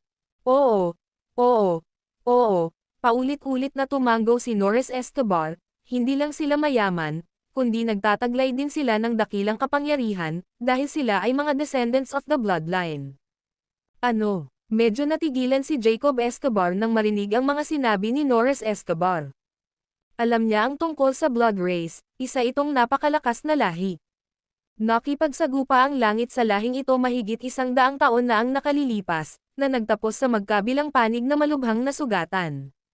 Sus Mariosep, mura ni Jacob Escobar, ang kanyang kutis ay nagiging matingkad na pula. Kanina lang, ipinagmalaki niya na kaya niyang lipulin ang pamilya Ross sa loob lang ng ilang minuto, pero ngayong alam na niyang mga inapo sila ng blood race, napagtanto niyang kahit ang langit ay hindi kayang gawin iyon, kahit sa maikling panahon lang. Malaki ang hamong iniharap ng dalubhasang manggagamot, at mahirap sabihin ng lubusan. Pero hinaypa na niya ang sarili niyang trumpeta papunta sa langit, ngayon ay wala na siyang makitang paraan para umatras ng may kagandahang loob. Paikot-ikot siyang naglalakad sa likurang bulwagan, same time na hinahangad na mapanatili si Yusuf Zoc sa langit dahil sa presensya ni Yusuf, makakakuha ang pamilya Escobar ng malaking suporta. Kahit papaano sa hinaharap, sa panahon ng pagkakasakit o sakuna, mapapapagaling sila ng dalubhasang manggagamot na ito, na magiging lubhang kapaki-pakinabang sa langit. Matanda, bakit hindi natin siya ikulong? Biglang mungkahi ni Norris Escobar. Hindi naaangkop iyan, umiling si Jacob Escobar, ang isang manggagamot ay maaaring magpagaling, ngunit maaari rin siyang pumatay. Kung magkikimkim siya ng sama ng loob laban sa atin, hindi lang tayo mabibigo na magkaroon ng kaibigan, kundi masasaktan pa natin siya. Pero natukoy mo na ba ang pagkakakilanlan niya? Siguradong may lahing Tsino ang taong ito, sabi ni Jacob Escobar kay Norris Escobar. Hindi pa namin natutukoy ang tunay niyang pagkakakilanlan, pero tama ka, Tsino siya at medyo misteryoso ang kanyang pinagmulan, pag-amin ni Norris Escobar kasabay ng pagtango. Kung ganoon, pinaikit ni Jacob Escobar ang kanyang mga mata, ipasundan siya ng isang tao, at bigyan siya ng token ng langit mula sa ating langit. Ano? Ibigay mo sa kanya ang tanda ng langit. Nabigla si Norris Escobar. Bukod sa mga miyembrong nasa antas na nakatatanda at pataas, ang iba ay hindi maaaring magkaroon ng heaven token na napakahalaga para sa pagsisiyasat ng mga mahiwagang mapagkukunan. Ibigay mo sa kanya. Isa lamang itong tanda, kung tutusin, at malaki ang silbi ng lalaking iyon, malamig na wika ni Jacob Escobar, kahit na hindi siya sumama sa ating langit, mahalaga pa rin ang pagpapanatili ng magandang relasyon sa atin. Oo, tumanggo si Norris Escobar. Wala siyang ibang magawa kundi sundin ang utos ni Jacob Escobar. Magulo ang panahon ngayon, dahil malapit nang mabuksan ang Dragon Gate. Hindi maiiwasang mapahamak ang ating langit, kaya hindi masamang magkaroon ng mabuting relasyon sa kanya. Ihahatid ko siya paalis, at hindi ko siya sasalubungin. Pero siguraduhin mong imbestigahan ng palihim ang tunay niyang pagkatao, subaybayan ang lahat tungkol sa kanya nang hindi siya nababahala. Oo. Tumalikod si Norris Escobar at umalis, batid na napahiya si Jacob Escobar para harapin muli ang dalubhasang manggagamot. Matapos magyabang ng sobra, at mabigang tuparin ang kanyang pangako, paano niya haharapin ang dalubhasang manggagamot? Ano na lang kaya ang masasabi niya? Sa makatuwid, tungkulin ni Norris Escobar na ihatid palayo ang dalubhasang manggagamot. Nang bumalik si Norris Escobar sa bulwagan, si Yusuf Zoc ay nakikipag-usap kay Scott Escobar, halos magkaedad ang dalawa at sa makatuwid ay nakahanap ng mga karaniwang paksa ng pag-uusap. Ginoo, si Angel, ang matanda, ay nakatanggap lamang ng isang agarang utos at umalis na. Tungkol sa mga kondisyong nabanggit mo, tutuperin namin ang mga ito sa lalong madaling panahon. Umaasa rin kami na sa araw na magawa namin iyon, ikaw na ang pambansang manggagamot ng ating langit. Mabuti naman kung gayon. Kung ganoon, magpapalam na ako. Pakisamahan mo ako palabas, sabi ni Yusuf Zoc, habang paulit-ulit na nakayuko. Samantala, medyo mabigat ang loob niya dahil kung hindi man lang kayang hawakan ni Heaven ang pamilya Ross, gaano kaya sila kalakas? Malamang na hindi lang ito tungkol sa kayamanan, tiyak na nagtataglay din ng malaking kapangyarihan ang pamilya Ross. Ito ang langit, token na ipinadala sa iyo ng nakatatanda, biglang naglabas si Norris Escobar ng isang hugis rhombus na token na gawa sa ginto, inukita ng mga dragon at phoenix at nagtatampok ng isang napaka-espesyal na totem sa gitna, na may nakasulat na langit, sa likod. Gamit ang Heaven, token na ito, maaari mong utusan ang lahat ng resources ng Heaven Clan na kumilos para sa iyo. Siyempre, hindi ito walang limitasyon, mayroon ka lamang 3 pagkakataon upang gamitin ang kapangyarihang ito. Ito ay tanda ng pasasalamat mula sa nakatatanda, at umaasa akong tatanggapin mo ito. Hindi ako sumali sa Heaven Clan, kaya mas mabuting huwag kong kunin ang token, nahihiyang sagot ni Yusuf Zoc. Ito ay para lamang maipahayag ang aming pasasalamat sa pagliligtas ng isang buhay, walang kaugnayan man ito sa pagsali sa Heaven Clan o hindi, humiling si Norris Escobar at sinabing. Kung gayon tatanggapin ko na. Matapos itong pag-isipan, tinanggap ni Yusuf Zoc ang token, dahil sa pagdadahilan na maaaring magamit niya ito sa hinaharap. Napakasimple lang ng paggamit. Ang Heaven Clan ay may mga pawn shop sa maraming bansa sa buong mundo, na kilala bilang Golden Pawn Shops. Kailangan mo lang pumunta sa pawn shop, dala ang token na ito, at magagamit mo na ang lahat ng lokal na mapagkukunan. Naiintindihan ko, salamat, tumanggo si Yusuf Zoc bilang pagtanggap. Scott Escobar, pakisamahan mo palabas ang Ginoo, senadoryas ni Norris Escobar kay Yusuf Zoc na may hudyat na umalis na. Alam ni Yusuf Zoc na gusto pa rin siyang ligawan ng Heaven Clan at wala silang balak na saktan siya. Tutal, bilang isang doktor na kayang magligtas ng mga buhay, medyo kapaki-pakinabang pa rin siya. Kung wala siyang silbi, malamang ay pinagpira-piraso na siya ni Jacob Escobar. Di nagtagal, Siya at si Scott Escobar ay sumakay sa isang helikopter, na lumipad palayo sa isla, patungo sa malalim na dagat. Pagkalipas ng 3 araw, ibinalik si Yusuf Zoc sa baybayin ng Los Angeles, at umalis na si Scott Escobar. Pagkatapos ay inihatid pabalik si Yusuf Zoc sa tea house sa isang kahabaan ng Bentley, kung saan binuksan siya ng driver ng pinto at iniabot sa kanya ang isang travel bag, isang bahagi ng maraming regalong ibinigay sa kanya ni Jacob Escobar. Gayunpaman, sa sandaling makatapak ang isang papapasok sa tea house, natigilan si Yusuf Zoc, at pagkatapos ay agad na naging malungkot ang kanyang kilos. Punong-puno ng mga parokyano ang tea house, lahat ay mula sa komunidad ng mga Chino. Nang makita ang amo na nakasuot ng malaking balabal at maskara na pumapasok sa tea house, agad na nagtipon ang ilang tea artists. Sumulyap si Yusuf Zoc sa 6 na tea artists, pagkatapos ay itinuro ang isa na nagngangalang Awan at sinabing, "Awan, mula ngayon ay ikaw na ang namamahala sa tea house. Ikaw ang mamamahala sa pang-araw-araw na operasyon at pamamahala ng mga tauhan. May awtoridad kang gumawa ng lahat ng desisyon." Pagkatapos noon, bahagya siyang humarap sa isa sa mga pribadong silid at kinausap ang panauhin sa loob, "Bakit ka magtatago kung nandito ka na? Narelieve ka na mula Africa papuntang North America, di ba?" Kasabay ng isang malakas na pagbukas ng pinto ng pribadong silid, lumabas sina Ross Trujillo at Felicity O'Brien na mukhang hindi nasisiyahan. Sa likuran nila ay nakatayo ang isang babaeng mukhang ordinaryong tao, tila wala pa sa edad na 30. Sumanghal si Yusuf Zoc at saka naglakad patungo sa likurang bahay. Agad na sumunod sina Ross Trujillo, Felicity O'Brien, at ang babae. Hindi inaasahan ni Yusuf Zoc na ang Dragon Gate ay magiging ganito kalakas, hindi lamang para matagpuan ang tea house kundi para malaman din niyang siya si Angel. Nagtaka lang siya kung paano nalaman ng Dragon Gate, gayong wala naman siyang iniwang anumang pahiwatig. Pagdating nila sa likurang bahagi ng bahay, napansin ni Yusuf Zoc na may kakaiba. Nagpakita ang kwarto niya ng mga senyales na may naghalongkat dito. Bagamat nabura ang mga bakas kalaunan, sa ilalim ng kanyang telekinetic na obserbasyon, nahalata niyang may naroon.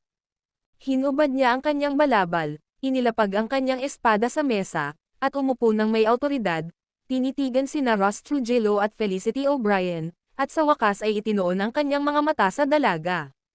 "Dahil si Devon King ang nagpadala sa inyong dalawa rito, hindi dapat para patayin ako. Kung hindi para patayin ako, malamang na kailangan mo ang tulong ko," sabi ni Yusuf Zoc sa nahihiyang sina Ross Trujillo at Felicity O'Brien. "Pera na lang ang nirerespeto ko ngayon, hindi ang kamag-anak. Kaya kung gusto mo akong kunin para sa mga serbisyong medikal o anumang bagay, magdala ka muna ng kahit 10 bilyong dolyar, saka natin pag-usapan ang iba pang mga bagay." Ang video na ito ay edited by Urban Storytelling. Kabanata 489 na nailigtas ang maling tao. "Babay, ayaw talaga naming sumama sa biyaheng ito, pero utos iyon at wala kaming pagpipilian." Paiba-iba talaga ang pamamaraan ni Ross Trujillo, sinusubukang pagaanan ang loob hanggat maaari.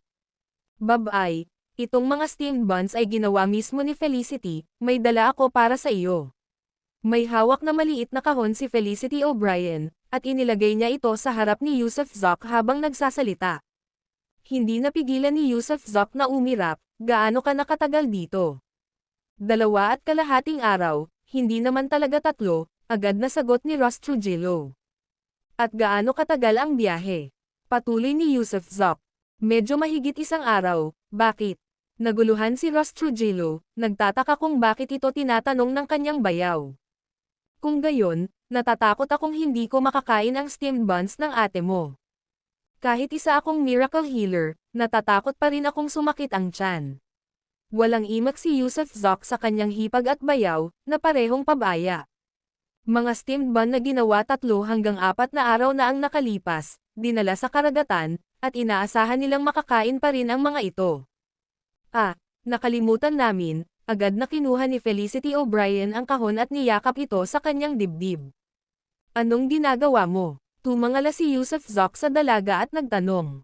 "Ginoo, Zoc, ako si Whitley Ortiz, kasamahan ako ni na Ross at Felicity, at narito ako sa ngalan ng team leader na si Devon upang humingi ng paumanhin sa inyo." Si Whitley Ortiz nga ang pinuno ng intelligence team, at siya mismo ang pumunta roon. Paumanhin. Hindi tapat ang puso niya. Pang-uuyam ni Yusuf Zok. Siya mismo ang nakarating dito, tapos pinauuna niya kayong tatlo. Para maramdaman ako, o para subukang patayin akong muli ng palihim. Ano? Nagulat si Piper Macias, habang sina Ross Trujillo at Felicity O'Brien ay bigla ring natigilan. Hindi sumama sa kanila si Devon King. Paano? Paano mo nalaman? Labis na kinilabutan si Whitley Ortiz. 3 tao lamang ang nakakaalam na pumunta si Devon King sa Los Angeles, siya mismo, ang pinuno ng Dragon Sect, at si Devon King mismo. Napakaraming kaaway si Devon King sa ibang bansa, kaya ang pagpapalam sa mga dayuhang kapangyarihan na pumunta siya sa Los Angeles ay magdudulot ng malaking gulo, kaya naman kahit sina Ross Trujillo at Felicity O'Brien ay hindi alam. Bahagyang ngumiti si Yusuf Zok. Sa totoo lang, pagbalik niya sa tindahan at pagkakita niya kina Ross Trujillo at Felicity O'Brien, natukoy na rin niya si Devon King. Ang kanyang telekinetic na abot ay kayang sumaklaw ng mahigit 1,200 metro, at si Devon King ay nasa isang hotel mismo sa kabilang kalye, gamit ang binocular para tumingin dito. Kaya habang walang alam ang iba sa pagdating ni Devon King, alam na alam naman ito ni Yusuf Zok. Felicity, bakit hindi mo ibigay ang steamed buns mo kay Miss Ortiz dito, at ipahatid mo sa kanya sa Kang Family Hotel sa kabilang kalye? Siguro nami-miss na ni Team Leader Devon ang lasa ng tahanan. Labag sa loob na inihagis ni Felicity O'Brien ang kahon sa mga bisig ni Whitley Ortiz, habang patuloy na nagbabago ang kulay ng mukha ni Whitley Ortiz. Paano nalaman ni Yusuf Zok ang lahat ng ito? Ano ang nangyayari rito? At paano niya nga ba nalaman ang eksaktong lugar kung saan nanunuluyan si Boss Devon? Pasensya na, nakaramdam ng lamig si Whitley Ortiz. Alam niyang hindi na siya maaaring magtagal pa rito kaya kailangan niyang kumonsulte kay Team Leader Devon. Dahil alam na ni Yusuf Zok ang kanyang lokasyon, at ngayon ay nabunyag na sa publiko, ang kanyang susunod na hakbang ay nakasalalay sa desisyon ni Devon King. Pagkatapos umalis ni Whitley Ortiz, galit na sinabi ni Felicity O'Brien, ibinenta na naman niya tayo, tapos na ako rito. Punong-puno ng kahihiyan ang mukha ni Ross Trujillo, at umiling siya at sinabing, may mga plano si Team Leader Devon, hindi ito para ireklamo natin. Pero bayaw, malabong nandito si Devon para patayin ka ulit. Sinusunod niya ang mga utos na hanapin ka. May isang napakahalagang tao sa aming tahanan na may sakit at nangangailangan ng agarang paggamot. Pinaghihinalaan din nila na mayroon kang high-tech na gamot, o kahit mahiwagang gayuma, kaya gusto nila itong makuha. Kaya hindi na sila gagawa ng aksyon laban sa iyo, makikipagnegosasyon sila sa iyo.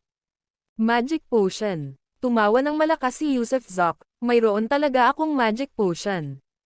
Bilang mga kamag-anak mo, hindi kami nakikialam sa mga ganitong bagay o masyadong nag-uusap, pero ang gusto kong sabihin, bayaw, kung talagang may ganoong gayuma, dapat mo itong itago para sa iyong sarili sa halip na ibigay sa ibang mga bansa, kahit na hindi mo ito ibigay sa sarili naming mga bansa. Alam ko, maupo kayong dalawa. Hindi para sa iyo ang gulo kanina, galit lang ako para sa iyo. Kapag kailangan ka nila, kahit ano pwede, pero kapag wala, sisipain ka nila hanggang Africa. Hindi talaga dapat ganyan ang ginagawa. Tama ang bayaw. Bilang anak ng pamilya, natural lang na may sarili ring mga hinaing si Felicity O'Brien at, kasabay nito, nakikita niyang lalong nagiging kaaya-aya ang kanyang bayaw sa bawat araw. Bueno, may itatanong ako sa inyong dalawa. Nang makaupo na sila, nagsalita si Yusuf Zok sa mahinang tono, alam niyo ba ang tungkol sa langit? Langit. Pagkarinig ng mga salitang ito, muntik nang mapatalon sa kanilang mga upuan sina Ross Trujillo at Felicity O'Brien. Saan mo nalaman ang tungkol dito, bayaw? Nag-aalalang tanong ni Ross Trujillo. Kakalipas lang ng ilang araw kasama ang isa sa kanilang mga nakatatanda. Inalok nila ako ng 10 bilyon para gamutin ang isang sakit, kaya ako sumang-ayon. Narinig mo na rin ba ang tungkol sa langit na ito? Isa ba itong organisasyon, isang bansa, o baka isang lungsod? Mausisang tanong ni Yusuf Zok. Nagpagamot ka ba sa isa sa mga nakatatanda sa kanila? Jacob Escobar ba ang pangalan ng matandang iyon? Lubhang nagbago ang mukha ni Ross Trujillo, na puno ng matinding kaba. Kilala mo siya? Tanong ni Yusuf Zoc, na naguguluhan. Siya ang nasugatan ng direktor, alam ito ng lahat ng ating Dragon Group. Paano mo siya magagawang gamutin? Napakasama ng lalaking iyan, bayaw, mali ang ginawa mo. Dinadagukan ni Ross Trujillo ang kanyang dibdib at pinapadyak ang kanyang mga paa, dismayado sa mabigat na isyong kinakaharap. Paanong nalilito ang bayaw niya? Ano ang kinalaman ng pagiging lubos niyang masama sa akin? Tinanong kita kung tungkol saan ang langit. Sinaman siya ng tingin ni Yusuf Zoc at sinigawan. Sige, sige, sagot ni Ross Trujillo nang may mapait na ngiti. Ang langit ay isang organisasyon na may malabong misyon na itatag ang langit. Inaangkin nila na sila ay mga inapo ng mitolohikal na figure na si Ingram Escobar at nagtataguyod ng alchemy at immortalidad. Gayunpaman, ang organisasyong ito ay labis na masama, wala silang hindi gagawin. Para sa alkemiya, para sa immortalidad, ginagawa nila ang pinakamasamang gawain. Mayroon din silang malaking ambisyon na gawing langit, ang ating bansa. Noon pa man ay hangad na nilang ibagsak ang anumang rehimen, mula sa dinastiyang Tang hanggang sa modernong panahon, at itatag ang kanilang tinatawag na langit, na walang iba kundi mainit na hangin. Maganda nilang inilalarawan ang kanilang mga pangarap at pangitain, ngunit ang lahat ng ito ay talagang imposibleng makamit. Maaaring narinig mo na ang tungkol sa mga kultong lumago sa bayan tulad ng Covered Head Sect, Shouting Faction, Bloodwater Holy Spirit, at iba pa na kumakalat sa mga tao, tama ba? Sa totoo lang, ang mga ito ay pinangungunahan ng kanilang tinatawag na langit. Nagawa pa nilang dalhin ang kanilang mga sekta sa ibang bansa. Nakikipagsabuatan sila kapwa sa loob at labas ng bansa, sa mga armadong puwersang kontra-gobyerno, na nagbibigay ng suportang pinansyal, kapangyarihang militar, at higit pa, kasama ang kanilang mga anino na nagkukubli sa likod ng mga eksena. Maging ang pinakamalaking kamakailang ekstremistang grupo, ang Islamic State, ay may bakas ng kanilang pagkakasangkot. Ang tinatawag na langit, na ito ay yumuyuko sa kahit anong kababaan upang makamit ang kanilang mga layunin. May sasabihin ako sa iyo na hindi mo pa alam. Noong ikalawang digmaang pandaigdig, maraming eksperto sa martial arts ng mga Hapon ang pumasok sa China, at nakipagsabuatan sila sa Japan upang tugisin ang mga pambihirang talento ng ating bansa. Kaya, isipin mo, ang mga baliw na ito ay mga halimaw na walang bayan, walang ama, walang kamag-anak, walang pagmamahal. Gumagawa sila ng mga engranding plano para sa kanilang mga pangarap, ngunit ang kanilang mga pamamaraan ay masyadong malupit. Siyempre, taglay din nila ang napakalaking kapangyarihan. Sinasabing ang kanilang mga nakatatanda, o ang mga nakatataas sa kanila, ay alinman sa nagsasagawa ng pag-aayuno o nalampasan na ang pangangailangan para dito, na bumubuo ng isang grupo ng mga tunay na makapangyarihan at, kasabay nito, isang grupo ng mga baliw. Tumaas ang kilay ni Yusuf Zoc, at seryosong nagsalita, yung kotseng naghatid sa akin pabalik kanina lang ay ipinadala nila. Kung hindi ako nagkakamali, may mga taong palihim din akong binabantayan, kaya... Oo, alam mo na ang gagawin.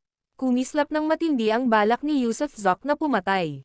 Matagal na niyang pinaghihinalaan na ang langit ay hindi simpleng bagay, ngunit hindi niya inaasahan na ang tinatawag na langit, na ito ay hindi na itinuturing ang kanilang sarili na tao, hindi na itinuturing ang kanilang sarili na mga Tsino. Hindi sila naiiba sa mga halimaw. Sa unang pagkakataon, nadama ni Yusuf Zoc na nailigtas niya ang maling tao. Agad na inilabas ni Ross Trujillo ang kanyang telepono at tinawagan ang numero ni Devon King. Chief, huwag kang pumunta rito. May mga taong galing sa langit sa malapit. Ang video na ito ay edited by Urban Storytelling. Kabanata 470 magsalita gamit ang espada. Lumalim ang gabi, at nagsara ang bahay tsaa. Gayunpaman, 10 minuto lamang matapos itong magsara, dalawang figure na nakasuot ng itim na damit panggabi ang tumalon papasok sa patio ng tea house mula sa likuran. Naupo si Yusuf Zoc sa patio habang hinahangaan ang buwan, hindi pinapansin ang dalawang figure na tumalon papasok. Nang tanggalin ang kanilang mga maskara, nabunyag ang pagkakakilanlan nina Devon King at Whitley Ortiz. Yusuf Zoc, hindi ko talaga inaasahan na mabubuhay ka, sabi ni Devon King nang may maangas na poster, habang nakaupo sa tapat ni Yusuf Zoc, habang si Whitley Ortiz, pagkatapos mag-isip, ay umupo rin. Oo, hindi lang ako nakaligtas, kundi namumuhay din ako ng maayos, medyo komportable. Nandito ka na naman ba para kunin ang buhay aso ko, Mr. Hari, biro ni Yusuf Zok. Haha, ang buhay mo ay hindi buhay aso, kundi buhay pusa, tawa ni Devon King ng malakas. Pinraktos mo ang pagkamatay mo at nakatakas ka, niloko mo pa ako. Bagay ka talaga, ano pa nga ba ang magagawa ko? Gusto na akong patayin ng mga opisyal, wala akong ibang magawa kundi ang mamatay, sagot ni Yusuf Zok habang pinupuno ang tasa ni Devon King, ngunit hindi siya nagsali ng tsaa para kay Whitley Ortiz. Tila hindi nahiya si Whitley Ortiz, kinuha lang ang tiko at nagsali ng isang tasa ng tsaa para sa kanyang sarili, pagkatapos ay niyakap ito sa kanyang mga kamay para inumin. Huwag na nating pag-usapan ang ibang bagay. Ikwento mo sa amin ang lahat tungkol sa pakikipag-ugnayan mo kina Jacob Escobar at Heaven. Napakahalaga sa amin ng bagay na ito. Sige, kahit patay na ako, Chino pa rin ako. Ako ay Chino noon, ako ngayon, at magiging Chino pa rin sa hinaharap, hindi iyon magbabago kailanman, masayang pagsang-ayon ni Yusuf Zok, pagkatapos ay isinalaysay ang lahat ng detalyado, kung paano siya natagpuan ng langit, kung paano siya napunta sa islang iyon, kung sino ang kanyang nakilala, kung paano siya pinakitunguhan, at ang kanyang pag-uusap kay Jacob Escobar.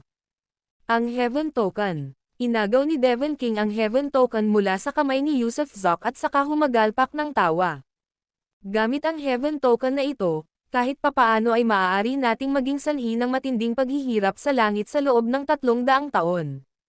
Yusuf Zok, isa ka na namang mabuting gawa para sa iyong bansa at mga tao. Sinabi ko bang ibibigay ko sa iyo ang token na ito?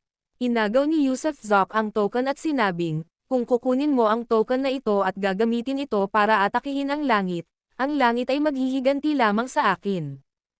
Isa lamang akong maliit na tao, hindi ko matiis ang kanilang paghihiganti, kaya hindi maibibigay sa iyo ang tanda. Hindi ba't sinabi mong Chino ka?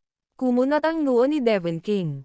Totoo na Chino ako, pero bago ko isaalang-alang ang aking pagkamakabayan, kailangan ko munang isipin ang aking mga kaibigan at pamilya.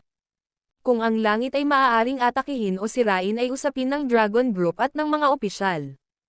Kung hindi ninyo kaya at ipinapakita nito ang inyong kawalan ng kakayahan, huwag ninyong isisi sa akin ang inyong pambansang katwiran, hindi ko ito matitiis. Paano ka naman nakakapagganito? Kakasabi mo lang na Chino ka, tapos ngayon tinutulungan mo ang tirano. Galit na sabi ni Whitley Ortiz. Ang mga taong walang kakayahan ay katulad mo, nabibigong makamit ang gusto nila at pagkatapos ay ipinipilit na sisihin ang iba. Binibini, ang dami ko nang nasabi sa iyo, isiniwalat ko pa nga sa iyo ang mga sikretong lugar ng kanilang pagpupulong, tapos tinatawag mo pa rin akong kasabwat ng paniniil. Ibig mo bang sabihin ay dapat kitang tulungan na salakayin ang langit at pagkatapos, kahit hindi mo sila maalis, ay pahinain mo lang sila sa loob ng 300 taon, habang sa loob ng 300 taong iyon ay nagpapadala sila ng hindi mabilang na mga tao upang patayin ang aking asawa, mga anak ko, ang aking angkan, at mga kaibigan ko. Para sa bansa, lahat ay kayang isakripisyo. Malamig na sabi ni Whitley Ortiz. Iyan ang sinasabi ng isang santo, ikaw, o ni Mr. Maaaring gusto ni King, pero hindi ako, dahil hindi ako santo. Miss, tumigil ka na sa pagsasalita dahil ayoko ng tono mo. Tandaan mo, wala akong utang na loob sa'yo. Patuloy mo akong utusan kahit ikaw pa ang malagay sa alanganin, o huwag mo akong sisihin sa pagiging bastos. Ano kayang magagawa ng kabastusan mo? Kung kaya ka naming patayin ng isang beses, kaya ka naming patayin ng isang segundo. Kasabay ng isang putok, bago pa man matapos ni Whitley Ortiz ang kanyang sasabihin, ang espada ni Yusuf Zok, na nakapatong sa mesa, ay hinugot at mabilis na itinutok kay Whitley Ortiz. Yusuf Zok, huwag kang gagalaw, Whitley, umatras ka agad. Sigaw ni Devon King, pagkatapos ay nanginig ang kanyang katawan, at diretso niyang binaligtad ang mesa sa pagtatangkang harangan ang matalas na treasure sword ni Yusuf Zok gamit ang marmol na mesa, kasabay nito, mabilis siyang lumapit kay Whitley Ortiz, hinawakan ito, at gamulong sa lupa. Boom!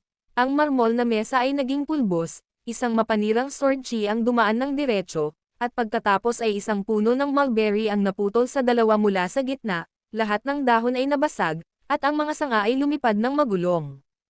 Whoosh! Nag-iwan ng marka ang sword chi sa dingding, ngunit ang patio ay nasa kaawa-awang kalagayan na. Kung patuloy kang magiging hindi makatwiran sa akin, gagamitin ko ang espada ko para makipagkatuwiranan sa iyo.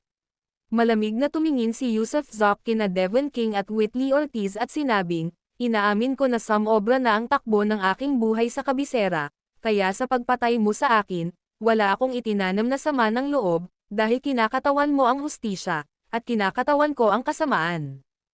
Handa na ang batas para sa mga taong katulad ko, pero ngayong tumakas na ako sa ibang bansa, hindi ba ako pwedeng mamuhay ng mapayapa?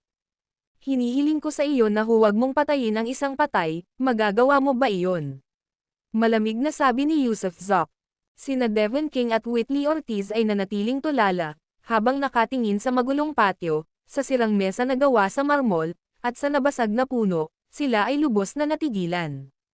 Sa lakas pa lamang ng espada ni Yusuf Zoc, sapat na ito para maihambing sa isang buong lakas na suntok mula sa isang taong nasa late glimpse stage, at hindi gaanong naiiba sa fasting realm. Ang espada, isa itong banal na armas.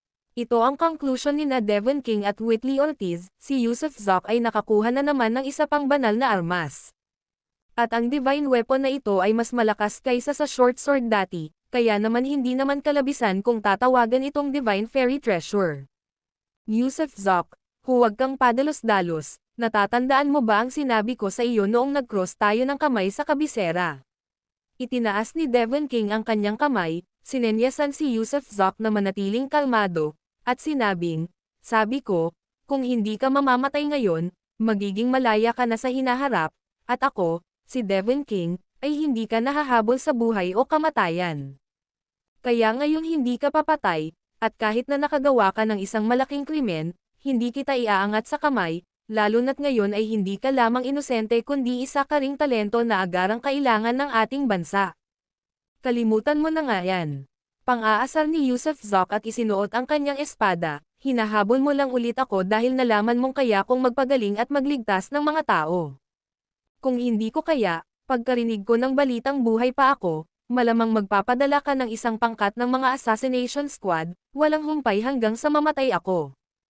Hindi naman ganoon kahigpit, naniniwala ako sa iyong marangal na pagkatao. Ikinumpas ni Devon King ang kanyang kamay. Hindi na nagsalita pa si Whitley Ortiz. Nakatayo siya sa malayo, hindi gumagalaw, bahagyang takot na lumapit kay Yusuf Zoc. Samantalang si Devon King ay muling lumapit kay Yusuf Zoc at naupo sa bangkong bato. Tungkol naman sa kakayahan mong gumaling, mabuti na yan. Bago pumunta rito, nag-usap muna ang direktor at mga kinauukulang departamento, maaari naming bilhin ang gamot mo para sa pagpapagaling gamit ang paraan ng pagbili ng patente, at babayaran ka namin ng malaking halaga. Dapat mong malaman, ang ating bansa ngayon ang pinakamayaman, kung gayon tayo ang magiging responsable sa pagmamanupaktura, at ikaw ang hahawak ng 30% na stake, anuman ang benta, bibigyan ka namin ng 30%. Yusuf Zoc, isa itong mabuting gawa para sa kapakinabangan ng sangkatauhan, kaya sana ay seryoso mo itong pag-isipan. Wala akong gamot, umiling si Yusuf Zoc, kung mayroon lang ako, magkakaroon sana ako ng sarili kong pabrika ng parmasyutiko, para ako na lang ang gumawa nito. Bakit ko naman kakailanganin ang tulong mo? Boss Wang, nagkataon lang na dumating sa akin ang ganyang bagay, 100 patak lang ang natira, at halos lahat ng iyon ay nagagamit na ngayon, kaya humihingi ako ng paumanhin. Dapat ay mayroon ka pa ring 9 patak, nakatanggap kami ng balita na si Maurice Singleton ay gumamot ng 10 pasyente. Siyempre, ipinaalam mo rin na ito ang huling 9 na kaso, alam namin iyan, paminsan-minsang pagsingit ni Whitley Ortiz. Oo, 9 patak na lang ang natitira, kaya pagkatapos itong magamit sa 9 na pasyente, aalis na ako. Huwag mo akong isipin na Diyos, natagpuan ko lang ang swerte ko, iyon lang. Dahil ganyan ang pagkakasabi mo, bigyan mo kami ng 3 patak, tila nagtagumpay si Whitley Ortiz sa kanyang tusong plano at inabot ang kamay, sa 9 na pasyenteng ginamong mo, 3 ang kasama namin, kaya hindi nila kailangan ng paggamot. Ibigay mo na lang sa amin ang gamot mo.